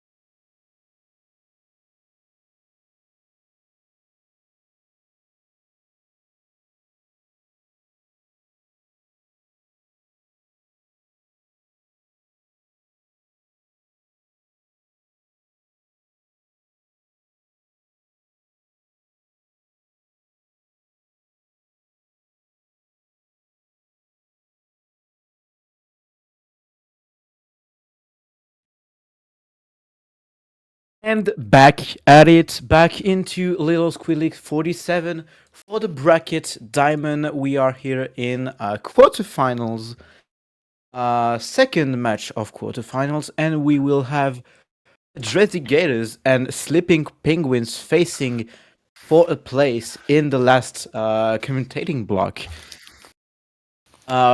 Few informations on each team. They both here for approximately the same time. It's been like half a year since their names have been known. Adresic Gators have actually like won setting sail, beating a few teams along the way, and got second at the Mug Cup 21. And on the side, of Sleeping Penguins, they have got fourth at the last Little Squid League and ninth at the Reach number 6. Hitting Kiwi Ice Cream, which is a team that we've seen a lot in like Little Squid Leagues, Minnow Cup, etc. So both teams are great on paper, and so we'll see if we have as much of a fight as last match. Yeah, penguins versus alligators. What a weird matchup. We're starting off on Zone's Umami. Now, I am really biased because my weapon's good on this map, but Zone's Umami is a bit of a weird map. There's pretty much no flanks, and you're kind of just forced to coordinate your resources and try and get a push just straight up at the enemy team. I mean, yeah, we'll see how each team succeed or not. We have a double pencil, T-Tech V-Shot, and I think it's Vanilla Roller on the Drizzly That is side. And we Vanilla have Roller. Neo Splash, 52 Vanilla, and Carbon on the side of Sleeping Penguins, which are very similar, but also at the same time a bit different comps in their way of doing. I think like Dressy Gators will be much more aggressive. Well, I mean, Yeah. maybe it's the commentator curse because for the moment they are taking the advantage. They have the zone and they got all the kills. Yeah. How it goes, the Waller is still going forward a lot and putting even more pressure than the Carbon would do, I think. Okay, Zuka is up, special, like with the 3 strikes and the kill away. 5 down, and I mean it's a good trade, pretty good trade by the Roller. And for the moment, the Dressy Gators still have the zone. Sleeping Penguins are just held in their spawn. They had the specials, but they couldn't use them really. Yeah, Sleeping Penguin's comp is definitely much more aggressive, though it seems like Address the Gators are able to really hold their advantage pretty well here. They really do not let them get a proper push in. And it seems like even though Sleeping Penguins did manage to get a pretty good push starting, the zones keep being Address the Gators. They only have 4 points left to get them, and it seems like they're not going to be able to. Very Not quick going to game. be able to do anything. I mean, one thing that was very clear to me is that Sleeping Penguins had their specials to push. They were using their specials, then they were attacking rather than attacking with their specials. And this is a big deal because you won't pick a zone with just your strikes or anything. You have to get the strikes going, and at the same time as the strikes are launched, you have to like launch one of your slayers inside of those strikes to actually do the work, because strikes are just here to disrupt the defense rather than like taking the zone or taking some kills, etc. Specials, except from a few like Dukas, etc., it's not an entry tool. It's something that will help you go into it rather than create the hole itself. And that was what was missing in Sleeping Penguins' plan, because they were just launching the specials and, I mean, hoping it will take some kills along the way and just pushing after. And I think it was maybe a bit of fear. Like they were feared of pushing against Dressicatus, maybe. I mean, that's what I saw, and I don't know. Yeah, it did kind of feel like it. I do see what you're saying. Saying that Dressigators did very much do their best and do a good job at holding as much map control as they had. We'll have to see how it goes on in Rainmaker Humpback. Also, another map that I am biased towards, and also a bit of a weird map on regarding Rainmaker maps. There is pretty much just one one route you can take, simply because the other is just way too long and difficult to push towards. It also is another map of just spamming stuff until you can go. We'll see. I wonder if Sleeping Penguins or Investigators will adapt their comps to try and figure out what's the best weapons they could run here. We'll see if they change anything. I don't think it's like a comp issue, especially from the fact that Carbon on Humpback is insanely good. If it has a turf, it will just move everywhere. It changed a lot, and they gave up. Like everyone gave up on backlines basically. The sure pencil did. transformed into a trash slasher for Sleeping Penguins, and Adressicators like just kept the V shot and got Zap Forge and Splooshomatic. Just insane push right off the bat. A bit of a weird choice, but it's very much working out. They get the push up to 31. And I don't think they know, but the sploosh is still there. It is pushing. Can it get... It almost got the fucking goal there. I mean, 11 points left. That's very, very important for Adressigators. And they did the work silently, like right off the bat, right at the beginning. Not a huge push, and for the moment the defense is just working out.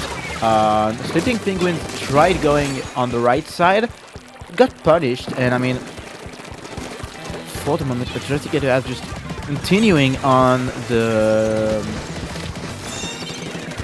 same rhythm as last game, and Sleeping Penguins, the biggest problem is still like they have trouble getting in, and we just saw it again. Strikes were launched, but no one was pushing inside them. Killaways were launched, but the gal wasn't accompanying their specials. Yeah, it was just the same mistake.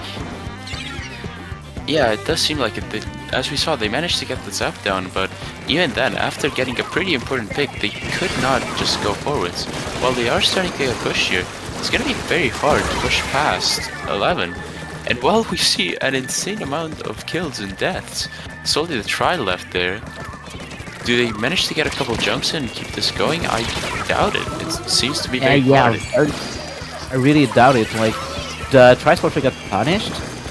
Rainmaker is respawning at the center of the map, and for the moment, Investigators have, like, they don't have the positions advantage, and for the moment, they're getting pushed, and oh my, what? Ooh. What killed the Rainmaker? I think it may have been a lone Zuka shot, but that is a very good push. If Sleeping Penguins had a chance to go, I think it was there, and killing the Rainmaker there did just disrupt their whole plan. Now the map's going back to address the Gators. Yeah, I mean, it's turning yellow again, and we'll see how it goes, because do Adressigators really need to make a massive push? I mean, once you push to 11, especially on this map, it's kind of hard to go further, because the spawn is really, really close to the actual objective. Saying that, it does seem like they tried to push their luck. That doesn't end up well, and I think the Zap is just left alone in mid.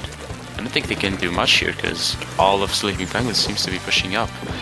The Roller is taking a really aggressive position, but I don't think anyone's there even. No, because they're being Oh, that was held up by aggressive gators, like really jumping in and making the moves they needed to slow down. And what? They get the KO! What? What was going on there? Did they just keep jumping was- in? Address the Gators just kept jumping in. No They one kept expected jumping in. that. They kept like slowing down sleeping penguins, and like they managed to get 2 kills or 3. I mean, they managed to get some kills that allowed them to push like blazing fast. That was Yeah. not expected.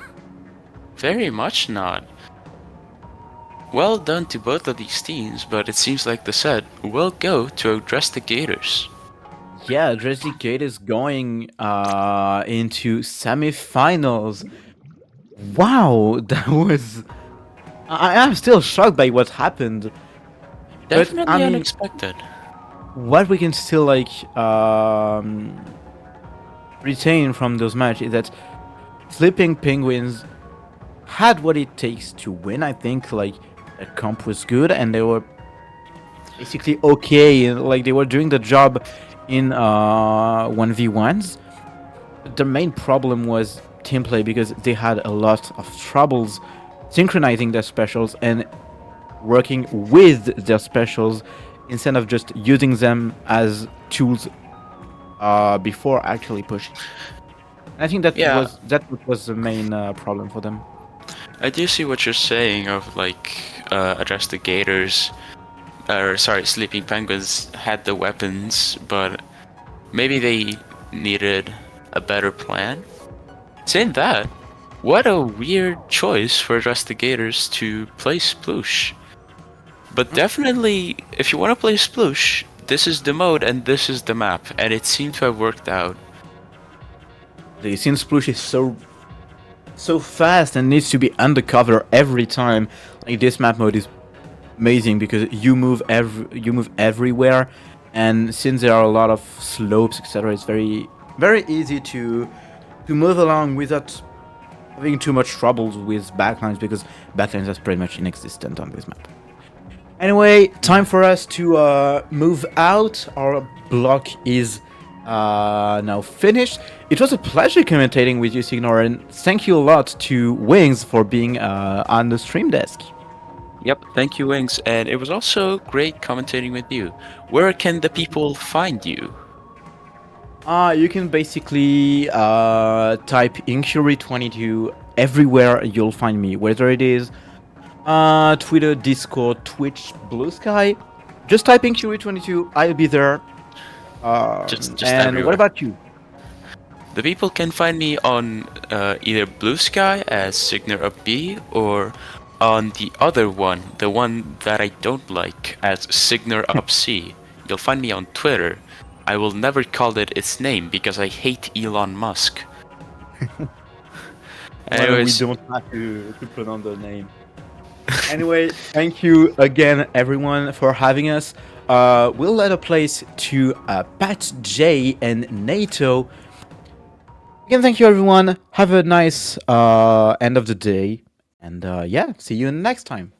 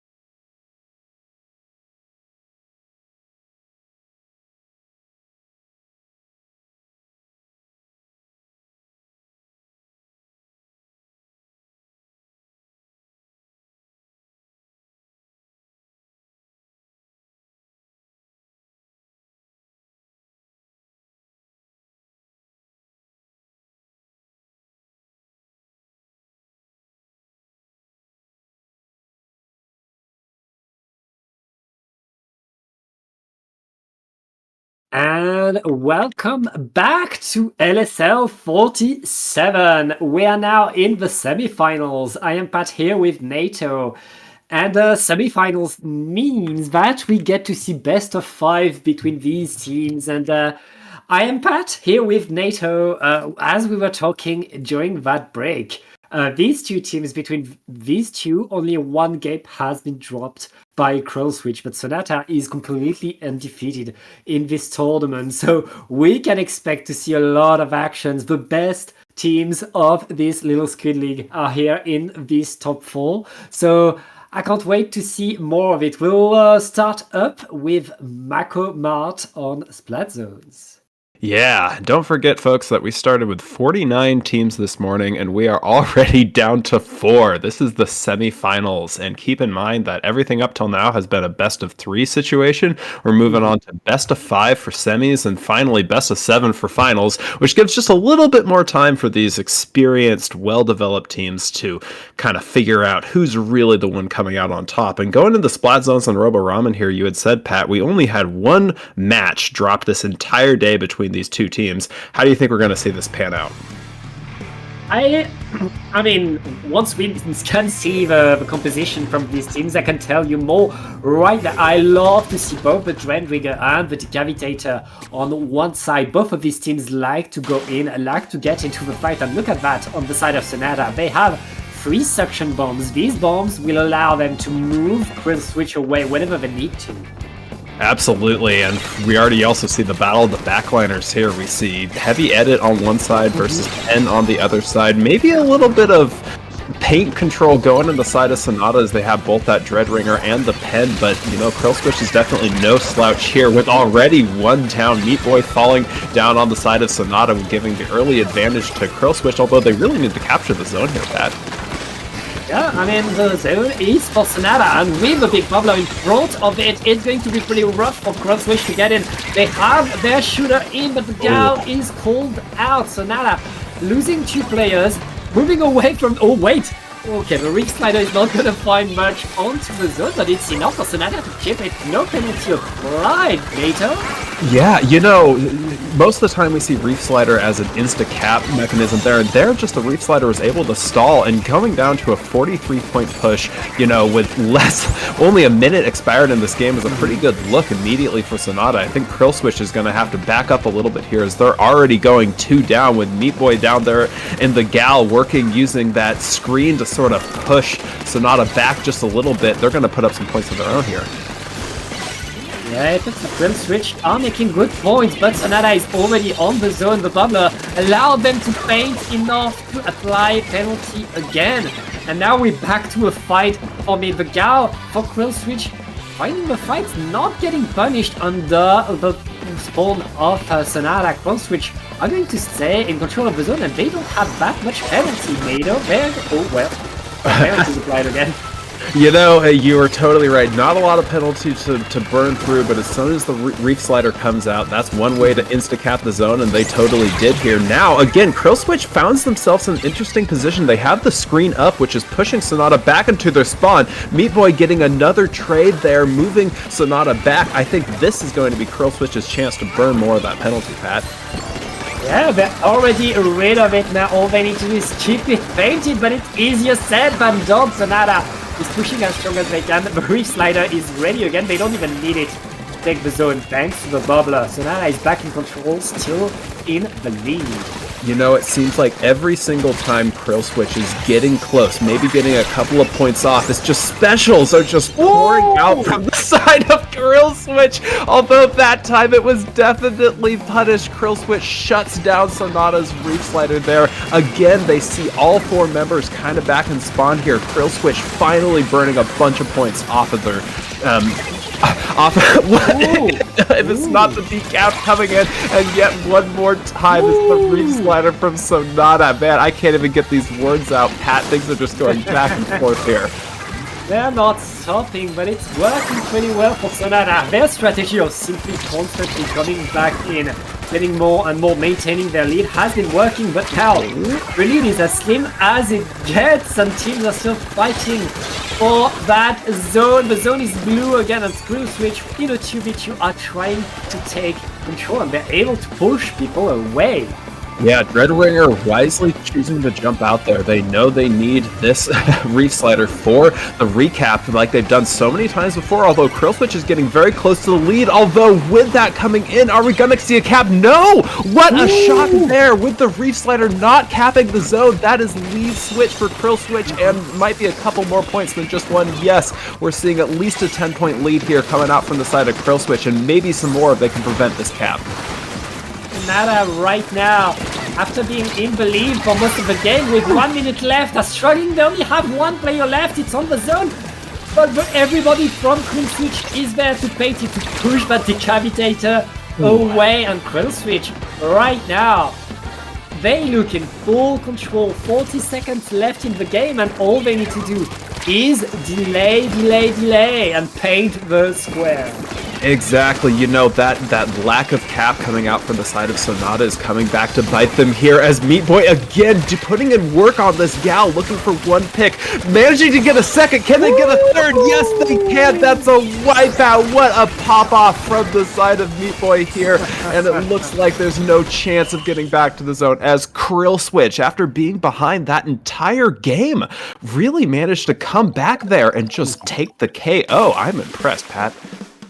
Yeah, Sonata, they tried to play a bit too much off of the early lead that they got, and they had a monster push at the start. They were able to take so many points off of that, but then Krillswitch got control, got onto the map, and Sonata were not able to push them away. Sonata was just simply constantly sliding onto the zone, applying paint, and then moving out, letting Krillswitch get a little bit more of their penalty. After push after push after push, Krillswitch was simply getting back. And then when Krillswitch was about to completely get rid of that penalty, Sonata failed to cap the zone. They didn't manage to get the Reef Slider onto the zone. And then it was just Krillswitch getting the momentum and ending the game. Exactly. You know, I think Krillswitch knew that they had to play to their strengths there, which was getting picks. And time after time, we saw Krillswitch sort of push Sonata back into their spawn there, kind of back on their plat. And every single time, up until the end, Sonata was always able to find just enough specials, just enough paint to capture that zone, get the big bubble down. But, you know, it only takes one time. And that was that triple coming out from the gal on the side of Krillswitch to really seal the nail in the coffin of Sonata. And as we're moving to a counter pick here, what do you think we're going to see coming out of Sonata as they're in the counter pick favor?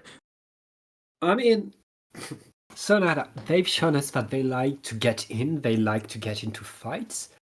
So, sorry, probably a bit of Rainmaker, something that allows them to really play to that fast pace and to these lots of fights that they want to have. That was exactly where my mind was going as well. I don't think they're going to re-go to zones because, you know, they can go back if they want to because they haven't won on zones, but I think Rainmaker really plays to their strengths. If they can just get a big enough push at the beginning, sort of like they did in that zones games, then they can push Krillswitch back and just be like, hey, we just need to hold on to this for the remaining 3 minutes, 4 minutes, whatever it takes. And to your point, looks like it's zones, but this time it's Haggle instead. Yeah, Haggle is...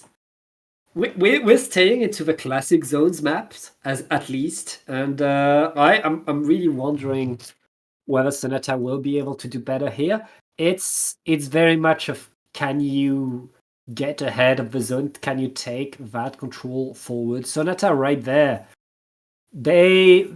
It's really a matter of, are they able to find a good push that's able not just to get to the zone, but to push Krillswitch away, which we haven't really seen Sonata do since after the first minute of the game. Yeah, they had that about 60-point push right at the beginning of the Robo game, and it looked like they were in a very dominant position, and they were. 60 points is nothing to scoff at for an initial zones push, and I think what they're going to try to do here is replicate that sort of early aggression that gets Krill Switch back on the back foot, kind of back to their canopy ramp area, and says, hey, we're going to get as many points off this as possible, and then we're going to try to match your aggression with our special usage. Because I think we saw a lot of good special usage coming out from the side of Sonata. We saw that big bubbler. We saw the constant tacticoolers. We saw all of the reef sliders over and over again, although the geometry of this stage is just a little bit different, and maybe, what do you think? Maybe we're going to see reef slider again? It's hard to say. I say for Dreadringers, it's either a pick for zones, maybe pick for a particular zones match, or you just play Dreadringer and that's all you play. So I'm curious to see if we see any adjustments coming out from the side of Sonata for the zones game. So I learned recently, thanks to Pochara, that you can reef slide from the tent directly onto the zone. And there's Can you nothing really? open. Does the geometry work Yes. out that way? So you need to have the right angle so that you land after the ledge. Of course, like there's the tiny ledge, but it's possible to reef slide onto the zone from the tent. Huh. And there's no counter to that. As long as you have the special power up, you get the zone. Pat, I didn't think that geometry was possible. I thought that was just way too far away. So in that particular case, you would need to stop the dread from even getting up there, right? And that's kind of a tall order on a map like Hagglefish Zones here, but we'll see pretty quick. And okay, this is interesting. So previously we saw the dread came out, and it looks like this time we are seeing a bucket, but it's the vanilla bucket. It looks like that Sonata is going to be going for a little more of the more traditional strike stall than they are just zones instacap, right? Yeah. One thing to note is that both teams are bringing a Zipcaster, but team Zipcaster is very different. I don't see a Vanilla Luna that often. I never see Vanilla Luna. What is that weapon? It's got Splat Bomb and Zipcaster, and if it's used well, it can really do a lot of damage. And speaking of the Luna, already putting in a ton of work, getting behind Sonata as Krill Switch is going to kind of eke away at this lead here. Already in Sonata's spawn, although kind of in a bad spot now. Krill Switch going 2 down, giving Sonata the 1-player advantage as they try to get back in the mid here. Yeah, and we're now seeing Krill Switch holding control. They have the zone. Sonata bringing the Switchcaster in, trying to get in, cutting the distance with, but but a lot of players from Sonata were down during the Zipcaster. That's going to be more control for Krill Switch. No penalty was applied, NATO. I thought for sure we were going to see a switch there, because that entire time the Zipcaster on the side of Sonata, the Stamper player, was distracting their backliner, but they just could not get enough paint on zone. And with another pick coming out from Meat Boy, who has been doing crazy work here so far in this set. There's only 13, and another pick coming out for the bomb Sonata needs to cap now. Yeah, it's going to be rough. They only have their Stamper on the zone. Ooh, and that Stamper is splatted. Krill Switch are up 2-0 in this best of 5. Oh my goodness. So, right at the beginning, we saw Sonata, they kind of get some early points on the board is good, but then Krill Switch, using that Zipcaster Luna that you had just talked about, kind of gets behind them, pushes them back to their spawn, and even though they go 2 down again, they just cannot get the momentum going to even recap the zone, right? Because we saw the Stamper Zipcaster come out, it was doing some work, but to your point, too many players on the side of Sonata went down, and you can't cap the zone, you can't pay.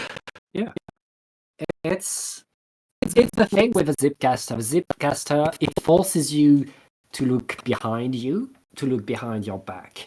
And when Krill Switch's Zipcaster went through, Sonata didn't look behind them. And because of that, the Luna managed to get several splats. Indeed. Meanwhile, on the other side, when Sonata activated the Zipcaster, that Zipcaster went a bit too far, didn't get enough attention from Krill Switch, and Krill Switch were able to win the fight to splat the Squid that were still in front of them. Beautiful control by Krill Switch right there, showing that they are the Splat Zone's kings. Yeah, I mean, man, this would be a crazy pick, because don't forget, folks, that the counter pick favor is still in the side of the losing team. So it's Sonata's counter pick again. This would be a crazy pick if they decided to go back to zones, but I'm going to be honest, I don't think it's worth it at this point. I think at this point, if you've already been bested twice on zones, it's time to go to Rainmaker like we were talking about earlier, or just any other map mode that might give you an advantage over your opponent. Do not go back to zones, please, Sonata. It's not working for you. It's not your mode. Maybe it's your mode against other teams. This is Kill Switch, and they like it better. Yeah, I think if you're going to make a counter pick here, we talked a little bit about Rainmaker earlier, but you really got to pick something where those sort of ratty weapons that are getting behind you, getting in your spawn, throwing up a screen, throwing up a zipcaster don't work quite as well. So I think, Pat, we're going to honestly see some sort of Rainmaker or maybe even Clam Blitz here. And okay, well, right as I say it, I eat my own words. It's going to be the counter pick of all counter picks. TC Makeup Art. Hey, they like to make you laugh. Each time, as you say, they have to counterpick this. It comes down.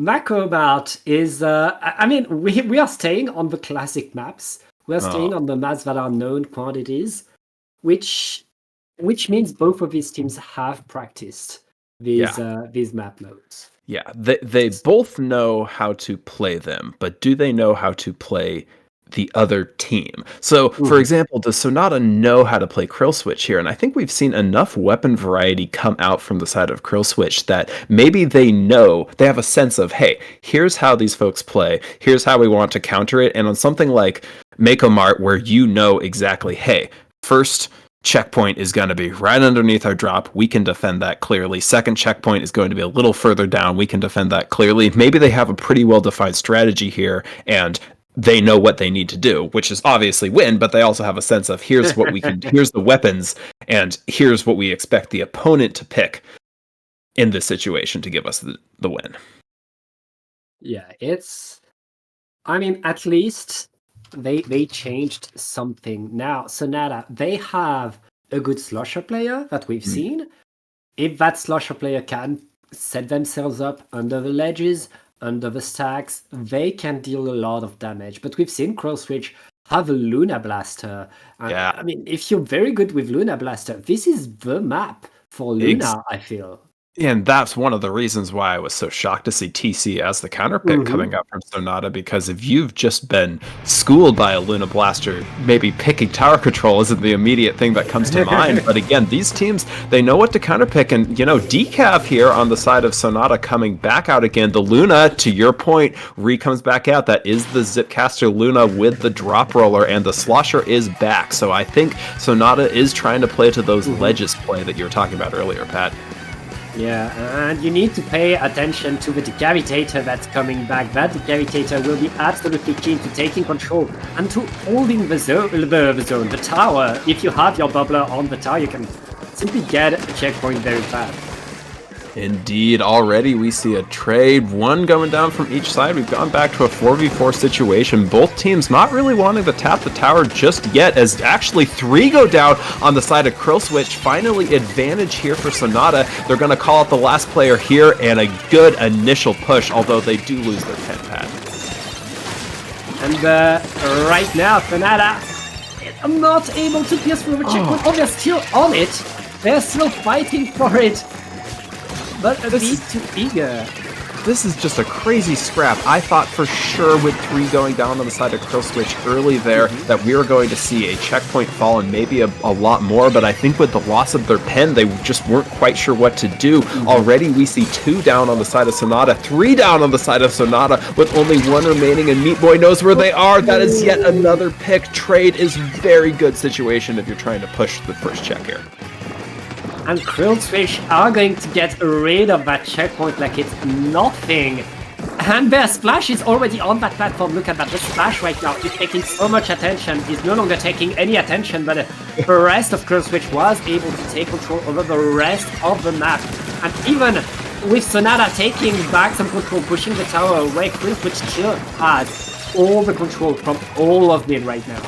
Krill Switch here just refuses to go down. They are already pushing themselves up behind that glass wall. The tower is moving back toward to gain them a few more points, already beneath 60 and 2 down again on the side of Sonata. Oh my goodness, the pen gets a good pick to kind of stop this situation, but they need to regain mid here, Pat.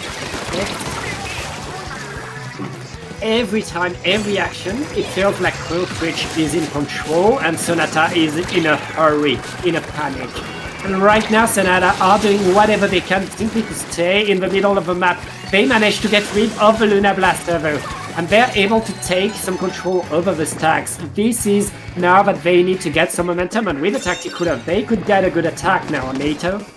Absolutely, with the Luna Blaster going down, that's a good first step. However, already the splash coming from behind and getting some distraction here, although they are going to be able to get down the Tacticooler user on the side of Krill Switch. That's good, but it almost is like it doesn't matter with Krill Switch just aggressively jumping to mid and trying to cap that tower. Finally, Sonata has control, and they're pushing back to this first checkpoint. Yeah, and that's very nice control right now. The Slusher is under the ledge. With the strikes, they should get the checkpoint. And now both teams, all they need is one good push to get the lead. I mean, Sonata, they only need to stay on the tower. They don't need another checkpoint. Oh, they absolutely don't, but with 2 down again, I just want to call out that we saw the Luna Blaster Meat Boy from the side of Krill Switch just go to the tower with no fear whatsoever, jumping into 2 enemies and getting that pick, stalling out Sonata for just long enough that they couldn't really translate that push into anything further than about 70 points. This scrap in mid has not stopped, Pat, and there's only about a minute and a half left in this match. Yeah, Krill Switch right now taking more and more control. That was 3 down onto Sonata, and Krill Switch is now painted. Like, the whole map is blue right now. It's all blue, and Krill Switch is back on the attack. They know they don't even need to push, but with 1 minute left, hey, why not use the time to make some more points? Yeah, it looks like we're going to be back in a 3v3 situation here. Krill Switch versus Sonata. I would say that's actually in the favor of Krill Switch, especially as it switches over to a 2-4. Looks like they're just trying to keep this painted here. An excellent pick coming out from the side of the dualies on Krill Switch. They do go down, but again, I think that favors the team in the lead here because that puts the tower on the enemy side of the map, leaving Sonata at risk of being pushed all the way back, and yet another trade. 3 down on the side of Sonata. What are they going to do here, Pat? Alright, now Sonata needs to assemble a push. They have 20 seconds to create a miracle, NATO. And with all the specials deployed by Krill Switch, it's going to be pretty rough. That Slusher is going in, not able to fight until 10 seconds left and 2 players down. Krill Switch are pretty much on a victory lap right now. Oh, they absolutely are. They're going to have to rush at the tower. 3 go down on the side of Krill Switch, but there's just simply not enough time. What a scrap. I feel like we went a minute in that match, maybe half a minute in that match, without anyone touching the tower, and then suddenly Krill Switch, once they got their 3 down situation, they took that early lead away from Sonata and just sort of ran with it. It's like Sonata couldn't put up a single push that would get them anywhere past that first checkpoint, and that just goes to the aggressive power of Krill Switch. I think they're putting on a total show here, and they are going to the finals, Pat. Yeah, I mean, Krill Switch just showed their ability to take control of a map, to really lock things down, to not let any mistake by Sonata go unpunished, and that's a very well deserved 3-0. We will see Krill Switch in the finals right after this very short break. Do not go anywhere.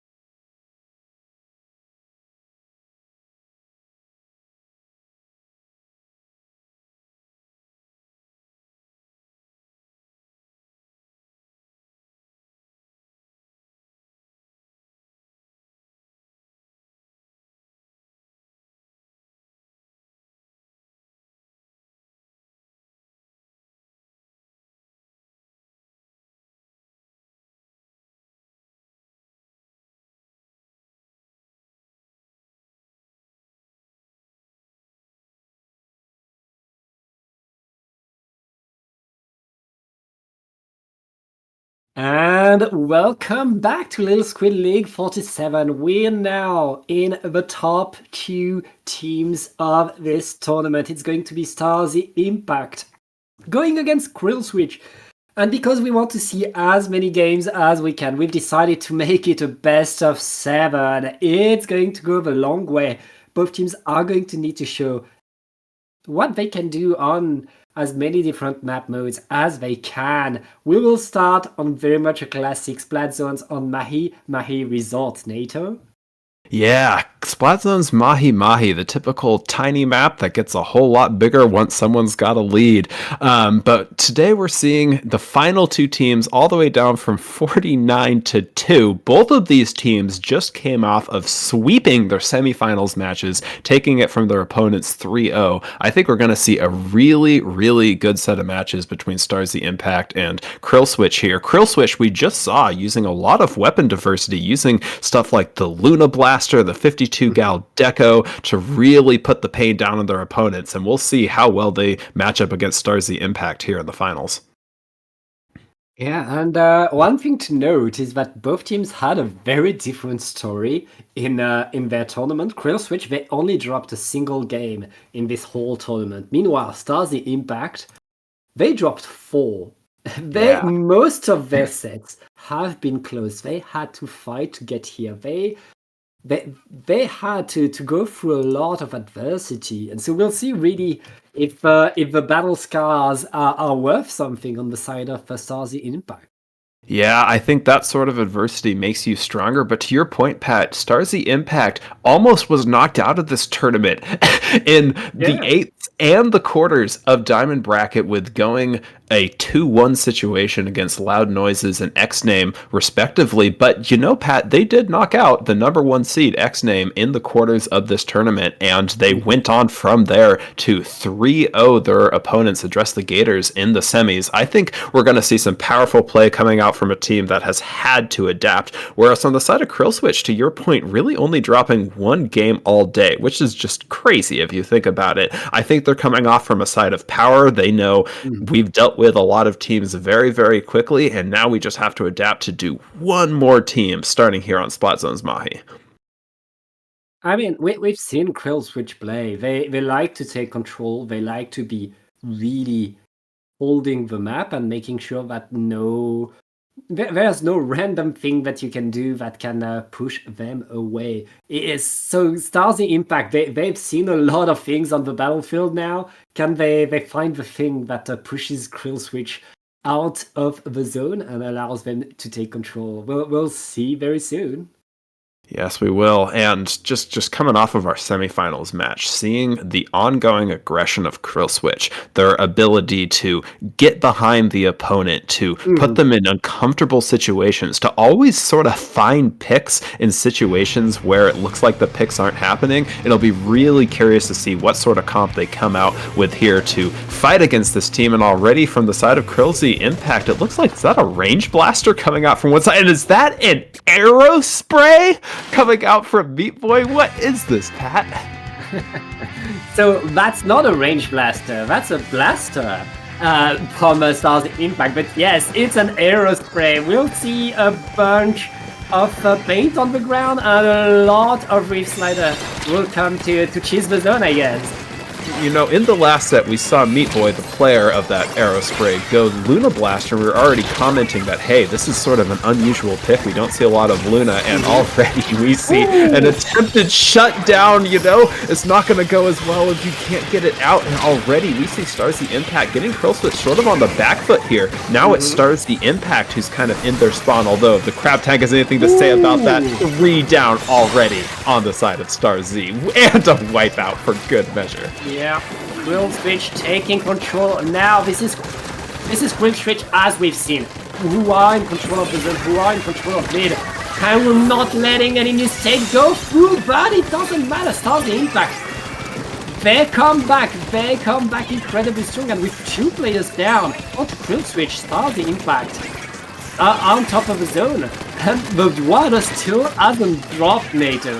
Yeah, these teams have already traded so many times. It's almost a minute. Finally, we're getting to the water drop as Starzy Impact is taking a little bit of a lead here with one down on the side of Krill Switch. They won't have any Reef Slider for the zone for a minute here. It looks like Starzy Impact is setting themselves up in pretty good situations. I think this is kind of an uncomfortable position for Krill Switch, who aren't used to being pushed back this far, although there's the Reef Slider, there's the cap, and this is Krill Switch's time to get 3 down on the side of Starzy. Yep, Krill Switch. I mean, they need to get the comeback onto the zone, but they know the deal. They've done that in the semi-finals, and right now they have very, very nice control. Starzy Impact needing to prepare a push, but they lose 2 players, NATO. Oh, that's not good. They do have the splashdown for that zone, and a very well-placed bomb is going to take out one, and a second one comes out as well. It looks like that Reef Slider is not going to find value as the bucket player from Starzy Impact just barely ducks behind cover in time, sets themselves up here. They want to scrap here, Pat. They're not going to back up and try to take any, passive control of the zone. They're going to try to get forward on Krill Switch and get more points. It's not stopping. Starzy Impact very much wanting to get more, as he said, but Krill Switch, they can always bring back the zone at least with the Reef Slider, with the arrow spray, and right now Starzy Impact are back, pushed away from the zone, trying to defend their presence on the map right now, but it's pretty rough. I can't even figure out what's happening on the screen. There are so many picks going up and down. Finally, 2 down from the side of Krill Switch. Starzy Impact is pushing up. They have their cooler, and they have this last player on the zone kind of in a bad spot. They're going for a team fight here, but one is down on the side of Starzy Impact, and now it's an arrow spray versus bucket fight. Bucket comes out on top. 2 down again on the side of Krill Switch. I think they're going to be going for some more points here. Yeah, and right now with a 2 more players down, Krill Switch is still struggling to push back at Starzy Impact. Out of penalty pretty much, about to score even more points. Indeed, Reef Slider is ready. No other specials online for the side of Krill Switch. Never mind, here's the crab. There goes the slider. Finds 2. That is an unbelievable series of picks. It looks like a third is going to fall here. 3 down again on the side of Starzy Impact. Krill Switch, they might not have the lead here, but they have had some insanely good retakes here, Pat. They're going to have to hold on for not much longer. They don't have super high penalty, but with 2 already going down, make that 3 going down the side of Starzy Impact. I don't think they're going to get the lead anytime soon. Yeah, it's going to be very rough right there. We have the map back in yellow, and with less than a minute left in the game, Krill Switch, they need to get a big push. They need to get Starzy Impact away from mid. Indeed, so many times we've seen Krill Switch, they get their Reef Slider, they get 1 or 2 other specials, and they cap the zone. They cap it quickly, and we're probably going to see it again. Actually, maybe not with Reef Slider. What? What is going on? Krill Switch manages to get 3 down right before the words can even come out of my mouth. Starzy Impact now painting the zone. It looks like they're gonna just scrap for control. Krill Switch not giving up control of the zone. They do have an arrow spray, but with only 9 seconds left, they have to get the cap here, Pat. I mean, they got the cap, but they didn't get the players away from the zone that heavy at it. It's still there to paint, but Julies are going to them, unable to get it, but it's too late. The zone is painted. Starzy Impact. Yeah. That was one of the most chaotic. I mean, it's Mahi zones. It's gonna be chaotic, right? But that remained chaotic even though the map doubled in size after the first minute and a half, right? That was just an insane series of, we saw 3 down on Krill Switch, and I was like, we're gonna see a huge push here. Then suddenly there's 3 down on the side of Starzy Impact, and I thought to myself, we're gonna see a huge push here. And ultimately, in the end, it was Starzy Impact who came out with the lead, but had things gone a little bit differently at the end, to your point, if they had just gotten a couple more players pushed away from the zone, that could have totally been Krill Switch's game to win there. I love a good game like that where both teams really want to get forward, really want to get into every fight. And in the end, Starzy Impact were able to hold control of the zone a bit better during all of these fights. But these fights were what decided the game. They were what pacing things, and both of these teams are constantly knowing that you need to get into the fight, you need to contest the fight, you need to make sure that the other team cannot rest, cannot occupy a position, and are constantly contesting everything, whether with a bomb, whether with a special. There's always a fight happening. And in the end, Stars Impact were able to get game number 1, but as you said, that was very, very close. Yes, it was. You're talking about controlling of positions, and over again in that game I saw first Krill Switch, then Starzy Impact just try to collapse on the critical positions that they saw their opponents moving into. It was the snipe area where you want to get your opponent out of. It was the blocks on the left and right hand side, and I think it's that control of positions that Krill Switch is thinking of as they make their counter pick here. Something like Clam Blitz on Mako Mart, where they know, hey, we need to control top left here, we need to control the area under the basket, we need to control the stacks. I think that this is a smart counter pick, particularly if they decide to bring that Luna Blaster back out, Pat. Hey, that Luna Blaster could very much do a lot. And going on to Clam Blitz on macro, we haven't watched a Clam Blitz game yet because some team was so hell-bent on playing zones. Yep, no Clam Blitz yet. We have seen a Makamart playthrough, although it was on tower control, and Clam Blitz plays a little bit differently because of the way that the tower moves. You have to control the area beneath the drop and such. It's just very regimented. For something like Clam Blitz, I think we're going to see a lot of power of flank coming in here. Like, I think Krill Switch knows that to get to the positions that they want to, they like to do the flanks. They're not afraid to do that. They're not afraid to jump into the action. And I think we're going to see some of the picks coming out from both sides to either play to that or counter that. Again, from the side of Stars, the impact is looking like that blaster is making a return, and that is a sploosh coming out from the side of Krill Switch. We were talking about maybe we're going to see Luna Blaster come out again. It's good on the stacks. Nope, sploosh. Let's see how this does. Here's the thing, NATO. A sploosh with a curling bomb allows you to go around and pick up clams incredibly fast. And on this map, picking clams fast can pay off. Speaking of it, yes, on this already, as soon as the game started, you talk about it, we see Meat Boy running down on the left-hand side, getting 8 clams, already scoring, and 65 points is pretty good, Pat, and it looks like it's going to be more. Krill Switch has already pushed this down almost to 50. I'm very impressed with what they put together here. That's the power of this map, of picking clams fast, because you're always under the basket. This map is so small, you are always under the basket. So if you have clams, if you're able to grab clams fast, all you need to do is get there, get that position, and it takes one move. And look at the answer by Stars Impact. They open the basket, but they lose 2 players in the process. It's going to be rough for them to get the lead. Yeah, they won't be able to get anything else. And Krill Switch right now are showing why they counterpick this map. They know exactly what to do, NATO. Look at how fast Krill Switch is moving, Pat. Like, the basket wasn't even closed on the side of Starzy Impact, and already Meat Boy on the sploosh here was going up and scrapping 2 down, already 3 down on the side of Starzy Impact. This is going to be an absolutely massive push, and don't forget, they got a free power clam from Starzy Impact from that first push. Thankfully for them, it looks like it's been snuffed out because Meat Boy has been taken down behind. Although it's a jump, almost just barely far enough away from the basket, Pat. I didn't see that jump come in. I thought that Meat Boy had been taken down just a little bit before they got it off, and now it starts the Impact's time to try to make a counter push. What a push by Krill Switch. Stars Impact able to get good points actually, but they get wiped in the process.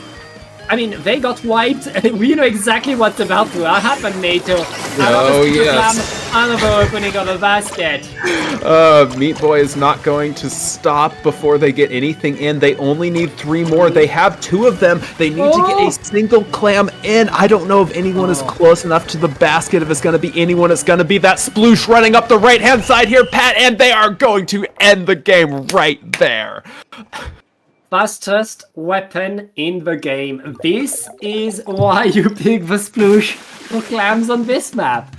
The curlings plus the acceleration of that weapon are insane. I feel like so short-sighted for assuming that they were going to go Luna Blaster on that map because we saw it before. Of course they're going to go Sploosh, and of course they're going to decisively knock out the game. You know, I think they caught Starzy Impact a little bit off guard there, because when the Sploosh comes out, you're like, yeah, they're going to try to play fast, but that must have been within the first like 20 seconds of the match. Meat Boy had made a power clam, scored it, and they had pushed down to like 60 almost before we could blink. And then we almost saw a knockout when Meat Boy got behind them and they jumped in that pity clam.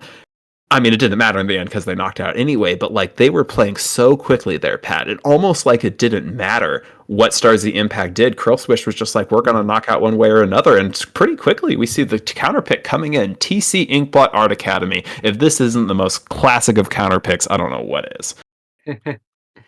It's the Inkblot, and I mean, it's the tower control map that we always play. And this time, NATO, I think we can hope to see the Luna Blaster coming because it's tower. Yeah, But, agreed. We might see a Battle of the Blasters here. So far, twice we've seen Starzy Impact pick a blaster on both zones and Clan Blitz, and we saw them use it to really good effect. You know, I initially was like, oh, that's a range blaster. Your point, no, that's just a normal blaster. They were playing the custom variant with Splashdown on the first match. I think any of those blasters could be a pretty good pick on TC, where clearing that first checkpoint requires you to push players far enough off of their plat or put up a bubble or some sort of special or something to which they can't force you off. So I think that Starzy Impact knows what to do in this particular case. They know, hey, we're strong here. Hey, here's the blaster. It's coming out. Let's see what. And there's the Luna Blaster. To your point, Battle of the Blasters is on, Pat. Let's go. I mean, both of these teams bring pretty much the same strategies, the same comp of going for the fight with mid-range and short-range fighting options. And right now, we see really the same philosophies, and it's all about who can do it better. Right now, both teams are simply getting so many splats left and right, but it looks like Quill Switch are on top.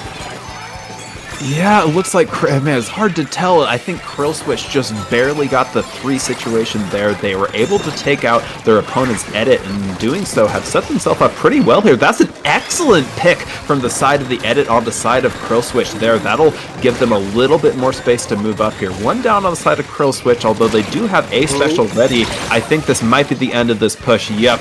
Starzy Impact has collapsed. You know, the crab is out. Can't get a whole lot of value from down here. It's time for Starzy Impact to move back in the mid. But no? Was that Meat Boy again up in the bats getting 1 or 2? Yet again? What are we seeing?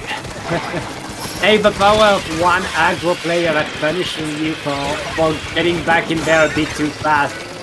Starzy Impact still able to defend that spot. They lost the checkpoint, but they're able to get the tower back into mid at least.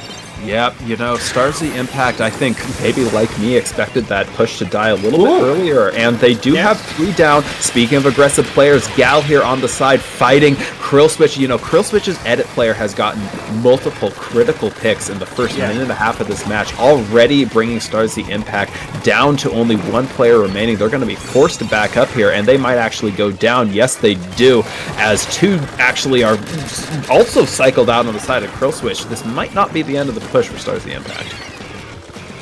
Yeah, and right now, Starzy Impact still struggling to keep that tower at the first checkpoint. Really trying. Ooh! Not every time! They get to the checkpoint and then Krill Switch answers. You know, Krill Switch has just found a way to, as soon as the enemy gets a semblance of advantage, just collapse upon those players and somehow gets a pick or 2. Meat Boy, again, just putting so much pressure up here on the bats, getting 1, almost getting a second one, coming back to the tower, and 2 down on the side of Starzy Impact again. Pat, they really just need to get mid-control, and maybe more importantly, they need to get this Luna Blaster out from underneath their drop here, because this is an excellent position for Luna as their position exerting so much pressure up here on Starzy Impact's plat. And Starzy, they can't get back to mid because of that 1 Luna Blaster waiting for them. Which means Krill Switch gets more... Oh, wait! Okay. Okay, now they can get to mid, and now Starzy are going to get the push. Yes, we said they can't get here without the Luna Blaster. They did get the Luna Blaster down, which is good, but so far, Pat, they have not gotten past the first checkpoint, and this is going to be a major push from them to get by here. They lose one player, which isn't good. Someone's in mid. They might be able just to barely clear this check here, but no, going 2 down is not going to be enough. And Meat Boy, the thorn in the flesh of Starzy Impact, is just barely taken out, but they're going to need another pick or 2 before they can clear this check. Yeah, Stars Impact are back on the attack. They really want to get that checkpoint that they have struggled with, but now it looks like they're going to get it. Now it's a matter of getting on top of that checkpoint, and the Gal is exactly where they need to be. 2 players down onto Prince, Switch. This could be the opportunity for Stars Impact. This is their chance. They need to take advantage of this here. Really good positioning from the Gal. They got to get rid of this splash. They do. Just a couple more points. They need to get 1 or 2 more picks. I don't know if it's going to be enough. And 3 down from the side of Starzy Impact translates into a wipeout. 4 points seem like a mountain to climb here, especially now that Krill Switch has entirety in control. We're so close between these 2 teams. They are so close, but Krill Switch right there. They know that all they need to do is keep the action away from the tower for 30 seconds, and that's exactly what they're doing, trying to push away and getting the tower to a checkpoint that they're already broken. Starzy Impact able to punish them, able to get the splat. Now they need to mount a push, and they need to mount a big one, Nato. Pat, they need to figure out how to prevent that Luna Blaster from getting close to the tower. Don't forget, they have Zipcaster, and that's not going to work if someone is flanking you from behind with only 3 seconds left. It just wasn't quite enough. We talked about this earlier. Krill Switch, they like to flank. They like to find those positions that give them the advantage. And it was just one player rushing up from behind the tower, catching Starzy Impact off guard, all of us off guard, yet again, and just conclusively taking that. To credit of Starzy Impact, they put together an excellent push there. They were within just a couple points of taking the lead, but ultimately it just wasn't enough. It was a total scrap, and they were not able to get enough control, enough advantage to take the lead there, Pat. Yeah, Krill Switch taking the control, and in the end, that Julie is getting the one flank that absolutely destroys the tower and gives the 2-1 to Krill Switch, 1 now ahead. But it's still best of 7. There's still a lot to learn about these teams, of how they play against each other. And now it's on Stars Impact to counterpick again. Yeah, so Starzy Impact, we saw win the first game. They lost their opponent's counterpick, Clamblitz on Mako, against a crazy fast sploosh, but then they also narrowly lost a TC game on Inkblot, which was their own counterpick. And if they're not allowed to go back to zones, then that either leads them to pick 2 modes that they've lost on already, or the final mode, Rainmaker. With the sploosh game that Krill Switch is doing us, I don't think they want to go to Rainmaker. And they're going to Clamblitz. Yeah, they're going to Scourge Gorge. I think they're going to pick a Clamblitz map where it is more predictable, where it's a little bit more difficult. Look at, I have respect for your predictions. Clamblitz. It's not a prediction.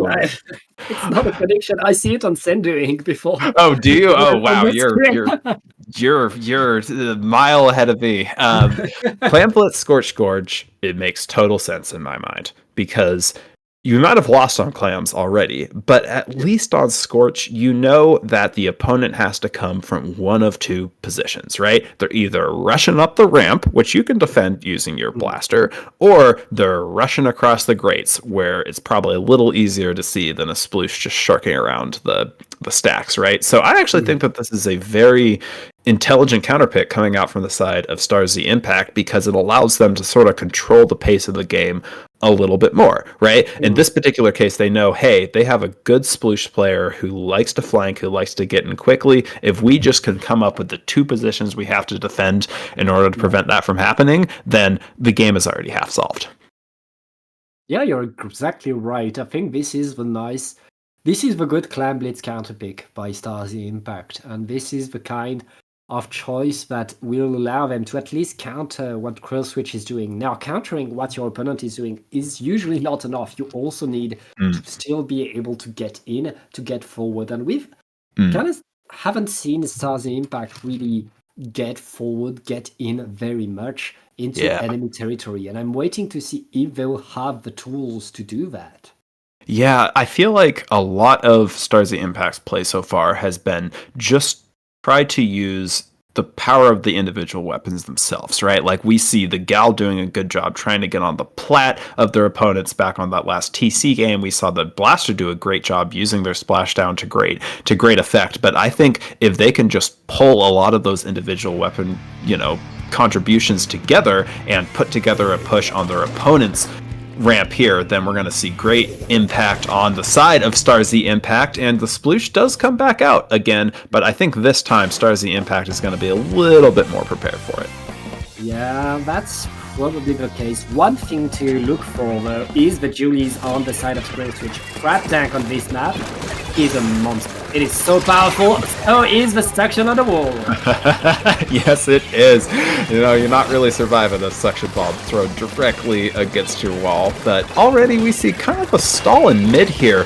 We saw the sploosh immediately picking up a bunch of clams, weren't really able to translate anything with them quite yet. Couple of specials ready on the side of Krill Switch and one down on the side of Stasi Impact. They're doing a good job holding mid here, but ultimately they're going to have to take out this hammer before going down, with Meat Boy again finding yet another pick using that hammer until finally going down to the Gal on the side of Stasi Impact.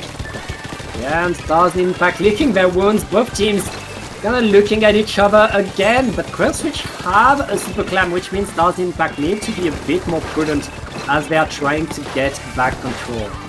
Yeah, well, this is definitely not what we saw in the previous Clams game, with this Krill Switch just instantly scoring on the side of Stasi Impact, where there's a lot more reserved play coming out. We see one down, and then an excellent splashdown on Stasi Impact. I think they need to move on this one, Pat. I think they need to take advantage of this. If it's not a jump in from Krill Switch, I am eating my own words as Meat Boy yet again just finds value where there is none and gets down to 65. Stasi Impact were winning. They got a double, cancel the crab. It doesn't matter. That's 65 for Krill Switch. But now Stasi Impact are looking to get onto the basket, and they need a proper push to do so. They don't have a sploosh.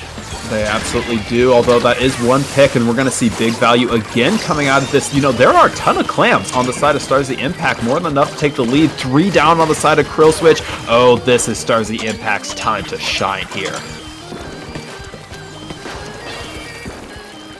And moving back in, it looks like we're going to see this push probably die here, but thankfully Stasi Impact did not give up a lot of control in mid. It actually turns out they're holding mid quite well, and Krill Switch is now in a pretty big, about 40-point deficit, and they're going to have to repeat what they saw earlier with Sploosh getting in, or come up with a more traditional push of their own.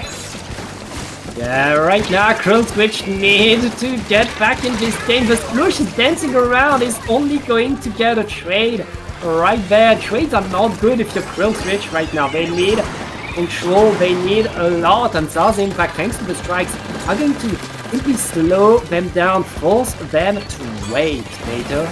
Yeah, they're being forced to wait, and furthermore, with one down on their side, they don't really have enough clams currently to put together a good push, and we see a lot of defensive pressure coming out from Stasi Impact. They know, hey, we've already pushed over 75. If we can just hold our plat for long enough and also defend against this flank, as they just did, and take out this hammer, maybe, we're going to be in good situation. Krill Switch getting the Jones back in and deploying the Crab Tank in the best position you can get right there. But it doesn't matter, they don't have the clams. They can't score anything. Not enough clam economy. We definitely saw the concept there, because the Doolies doing what they do best, flanking behind, just weren't able to get a pick or two, and even the hammer on the side of the Sploosh just couldn't get quite enough. Again, the flank is coming out. They need to be very aware of these Doolies making the flank, although with 3 people collapsing on them, the Doolies is not going to be able to put this back together. I think we're seeing Stars the Impact sort of coming into their own here. They've made a massive push, and so far they've done an excellent job defending. They know that the flank is coming out every time, and they're able to punish it with a trade. I think that this is, even though it's a trade, this is benefiting Stars the Impact, who have a massive lead. And Stars the Impact throwing the clams off the map. They know that they only need to play the clock, wait a little bit more, punish the flanks. That's exactly what we need to do. Stars the Impact playing Clamlet as we taking control of the economy, but Krill Switch. Oh no. Krill Switch with 2 splats. Are they be able to get it? Yes, they're in. They're under the basket. They only need to get it to the clam now.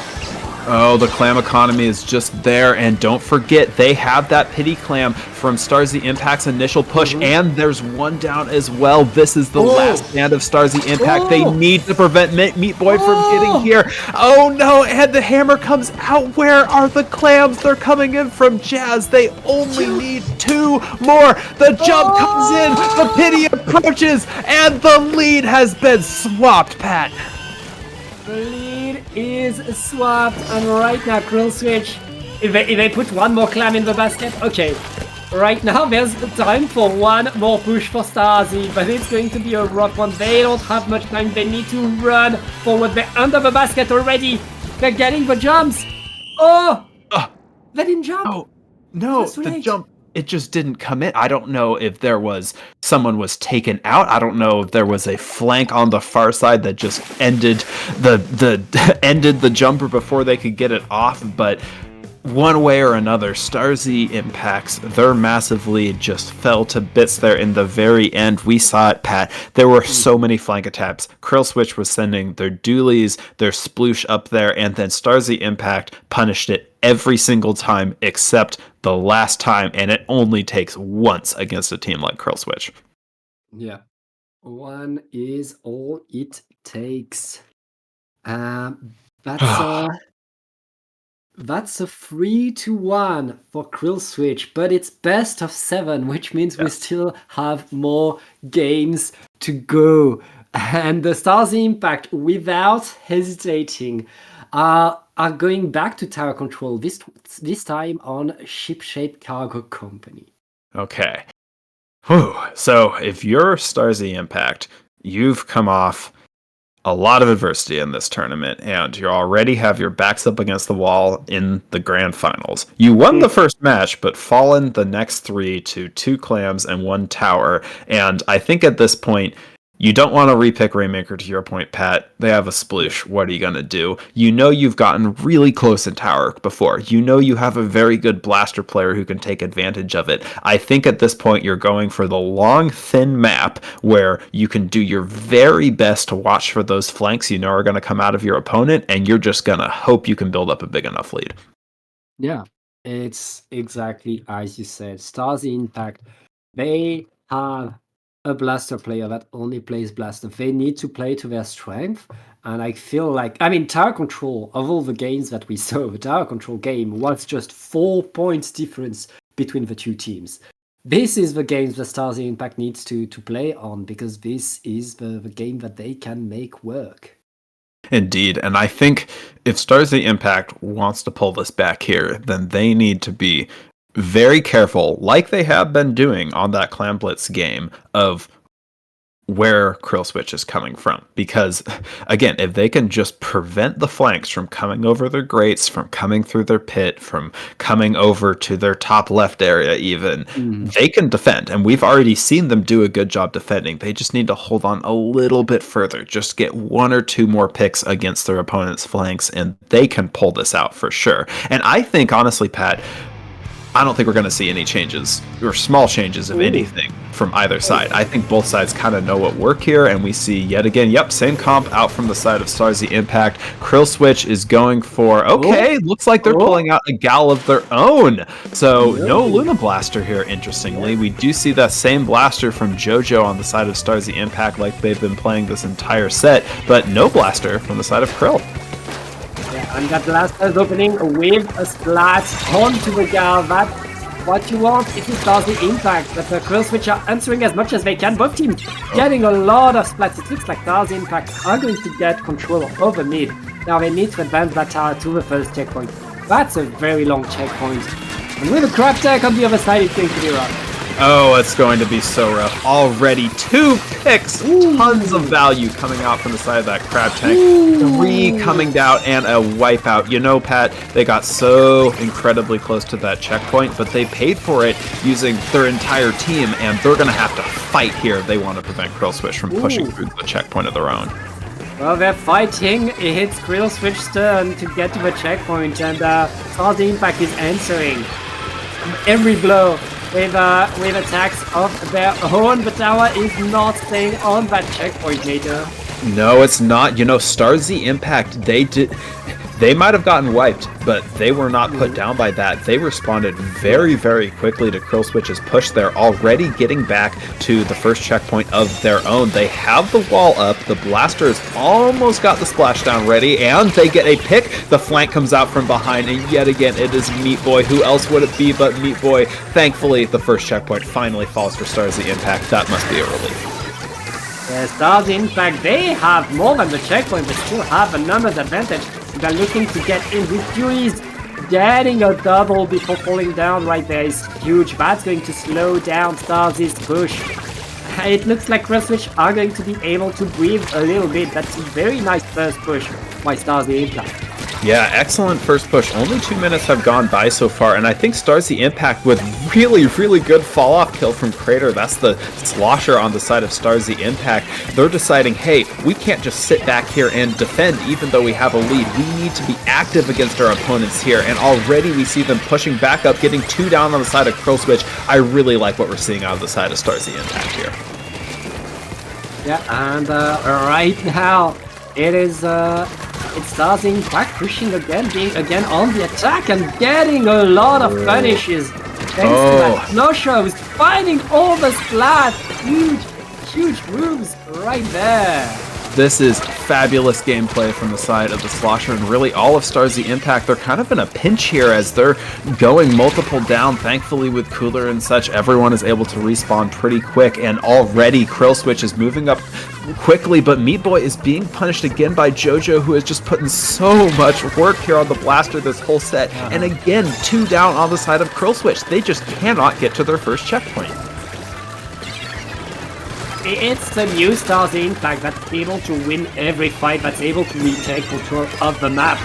It's looking very nice for them. I see a huge flank coming by Krill Switch right there as they're getting... Oh no, the flank was pulled down, the flank was up. And right now with 3 players down, it looks like Stars Impact is going to get back control over mid. A minute and a half left in this game, Nato, and it looks like Stars Impact finally found how to beat Krill Switch. They are finding their groove here. Pat, you know, to your point, there was a massive gal flank coming out, but this time they've been fighting it the whole set. They're like, hey, there is a flank coming out. We need to punish that or else we're going to be in huge trouble. And already Starzy Impact, they have just been set up here the entire game. They have not permitted Krill Switch to get to their first check. And again, 2 down on the side of Krill Switch. Cooler out again. Starzy Impact is going to punish this jump immediately. 2 down again on the side of Starzy Impact. They are looking like almost a whole different team here, Pat. They look like they're invincible right now. Not stopping, not making a mistake. I'm getting another push with 40 seconds left. Krill Switch are really struggling to do anything. This is this gameplay, the absolute scrap that's been occurring on the side of Starzy Impact in their enemy's plat has been just astounding, because they have been able to find pick after pick, and sure, they might not have been growing their lead, but they've at least been holding on. And yet again, this gal player from the side of Starzy Impact has been doing nothing but just finding value, finding more value. Are they gonna get 3 here? 1 member left. This is insane gameplay from the side of Starzy Impact. It's nothing out that push before it even had the chance to get started. What a response from Starzy Impact, Pat. What is this? This is the turn of the finals. This is Starzy Impact, who looked like they were washed, like they were over, like they were not able to push onto Krill Switch. And suddenly, not only were Starzy Impact able to push Krill Switch, didn't do anything that game. They couldn't even make it past their first check. Yeah, nothing worked for Krill Switch. So, I mean, it has to be one of Stars' favorite maps because it works so well for them. But now, can they translate what they learned? Can they use what they just did on Krill Switch's counterpick? Yes. And folks, Stars Impact will now have to win 2 matches on Krill Switch's counterpick in order to take this tournament. Just keep that in mind. And don't forget that Krill Switch has already won on Clams, Tower, and Clams again, and Rainmaker Undertow is the counterpick here, Pat. You know, we talked about splooshes earlier, and maybe Stars Impact isn't going to want to counterpick Rainmaker against the sploosh. Here we go. This is the Rainmaker of all Rainmaker maps. As you said, and no hesitation by Krill Switch. They instantly counterpicked. They knew exactly what they wanted to counterpick. They wanted to counterpick a map where you go fast and where you fight, and fight. Yes, and Krill Switch is going to play to that, but Stars Impact, I think they know to anticipate that now, because we saw in the previous match, every single time Krill Switch wanted the push-up, wanted to get a flank, Stars Impact called them out, called out, hey, Gal is flanking here, Dooley's is flanking here. I think we're going to see similar behavior out of the side of Stars Impact, but just the nature of the map mode is going to make it more difficult to control, right? Because unlike tower control, where the tower always moves at a fixed speed unless it's at a checkpoint, Rainmaker can essentially go as fast as you want, assuming you're not dying, right? And I think Krill Switch knows this inherently, and they know, hey, we just need one really good, really fast push here on Undertow, and that's going to be enough to take the tournament. And Starzy Impact is the one who's going to have to hold on. Is that what? No changes coming out from the side of Starzy, and there's the Krill Switch sploosh. Hey. Let's see how this pans. Whatever you do, do it fast. And here goes Krill Switch trump card, the sploosh. Oh! Well, in the pop. the pop going so quickly to the side of Krill Switch, and Meat Boy already in the spawn of Starzy Impact. They need to snuff this out here. The Gal player coming out thankfully gets the pick on the Rainmaker. Starzy Impact just holds on there, but that could have been much, much, much worse, Pat. What a huge save by the 52 Gal. Not letting the checkpoint be broken is huge for Starzy Impact. And now Krill Switch, I mean, they tried and they got an opening statement of, yeah, you beat us once. Don't get too cocky. We're still very much here to win this game, and they're not stopping. They're still in this fight. Splashdown is called out, not able to find much. Krill Switch maintaining the player's advantage. Probably, yeah, they're grabbing the Rainmaker again and are eyeing that right checkpoint this time. You know, Krill Switch might not have been able to end the game in 45 seconds like they might have wanted to, but they still have really good control here in mid, Pat, with one down on each side. That is the sploosh on the side of Krill Switch falling down. Jazz here on the side of Krill Switch with the Rainmaker. They're being a little bit more careful, I'd say. Finally, left checkpoint is open, but it's just barely broken before it's able to be punished. And yet again, Meat Boy here, the only player alive. Thankfully, they know where they are, but they're not going to stop here. They're going to try to punish. Great play from Crater here, the bucket player on the side of Starzy Impact, to snuff out Meat Boy before they can make it any further in their spawn.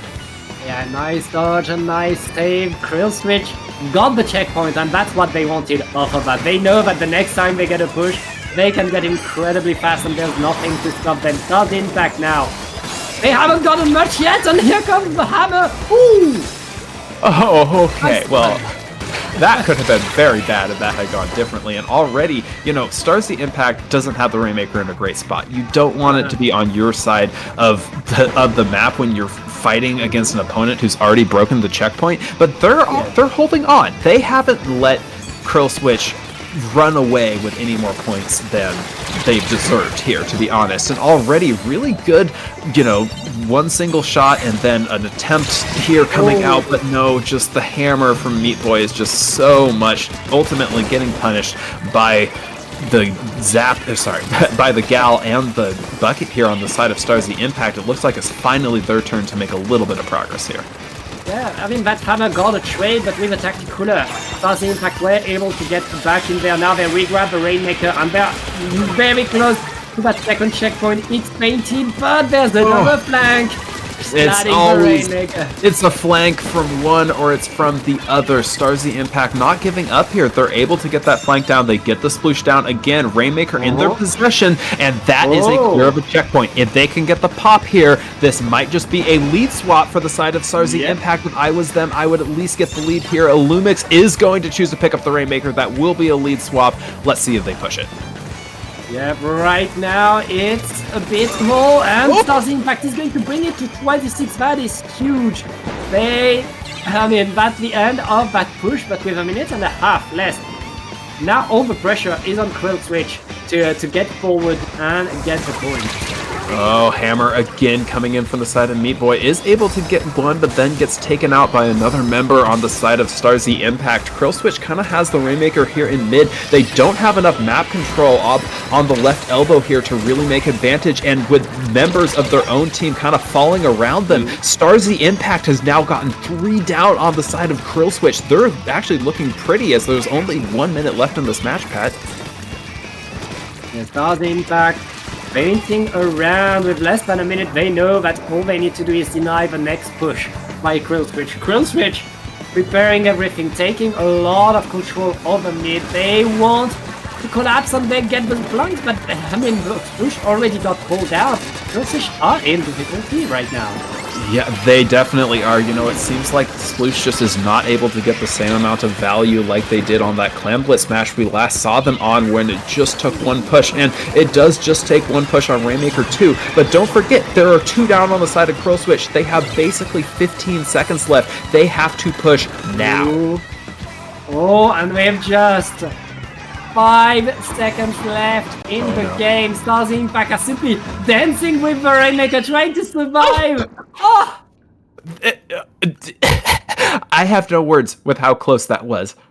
The Sploosh flanked on the far right-hand side. They had specials being chucked at them. Everyone from Krill Switch was in Stars the Impact spawn, trying to punish that Rainmaker, and they went down with probably frames separating them and losing that Rainmaker and starting overtime, Pat. But you know, they had just the right timing and took Krill Switch's counter pick off of them. Pat, we are going to a game 7. By the skin of their teeth, Stars the Impact gets to the final game of this Little Squid League 47. What a show that these 2 teams are giving us, Nathan. It's just absurd. And what a confidence boost for Stars the Impact, because they have won on Krill Switch's counter pick, right? Because they won the first game, Spot Zones, that was no one's counter pick. They won one of their counter picks on TC Shipshape, and now they've finally, for the first time this tournament, beaten Krill Switch on one of their counter picks. They just need to do it one more time, and they will snatch victory from the jaws of defeat. I think if you're Krill Switch, you've got to return to basics here and come up with a counter pick that you know you can play solidly on. I have no idea. The thing is, these 2 teams, they have very similar play styles of going in, of getting into fight. Krill Switch has to choose something that allows them to get more flanks, I feel, because this is what they want to do, and we're going to Manta Maria on Rainmaker. Okay. Okay, let's go. Yeah, well, okay. So this is interesting because Krill Switch has won on Clam Blitz. Yeah. They've won on TC, and they haven't won on Zones, and they just lost on Rainmaker. But they're going to double down on this Rainmaker pick. I think they think we just need a little bit more. If that ending of that game had gone just a little bit differently, if we had just gotten that push a little bit further, if we had just translated our initial 2-down situation into a much bigger push that could have gone differently, and I think they're like, okay, we know Rainmaker, we're just going to scrap it out here.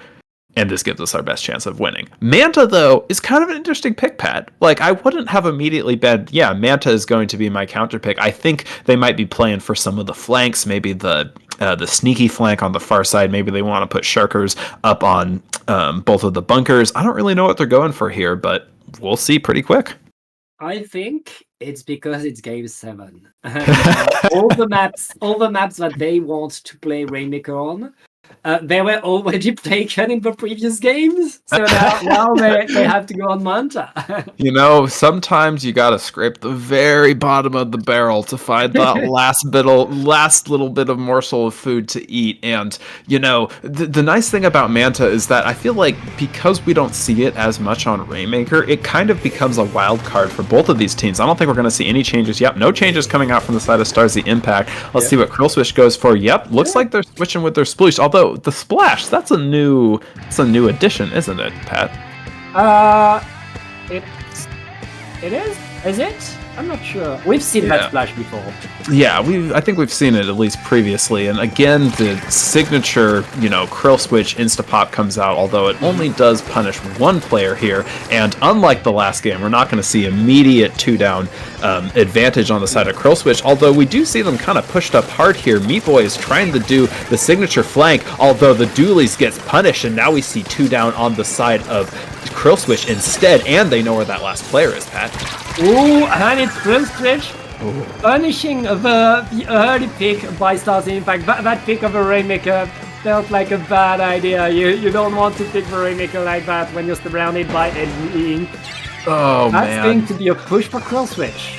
I think there was maybe a little bit of a desperation pickup there, and already Meat Boy coming in. They do get punished, but they break that checkpoint pretty quick with only a minute expired so far in the game. Already the flank is coming out, gets punished, but they're going to go for points here, I think. Yes, they are. If they make this jump, this will be huge. That's already 23 points on the side of Krill Switch, Pat.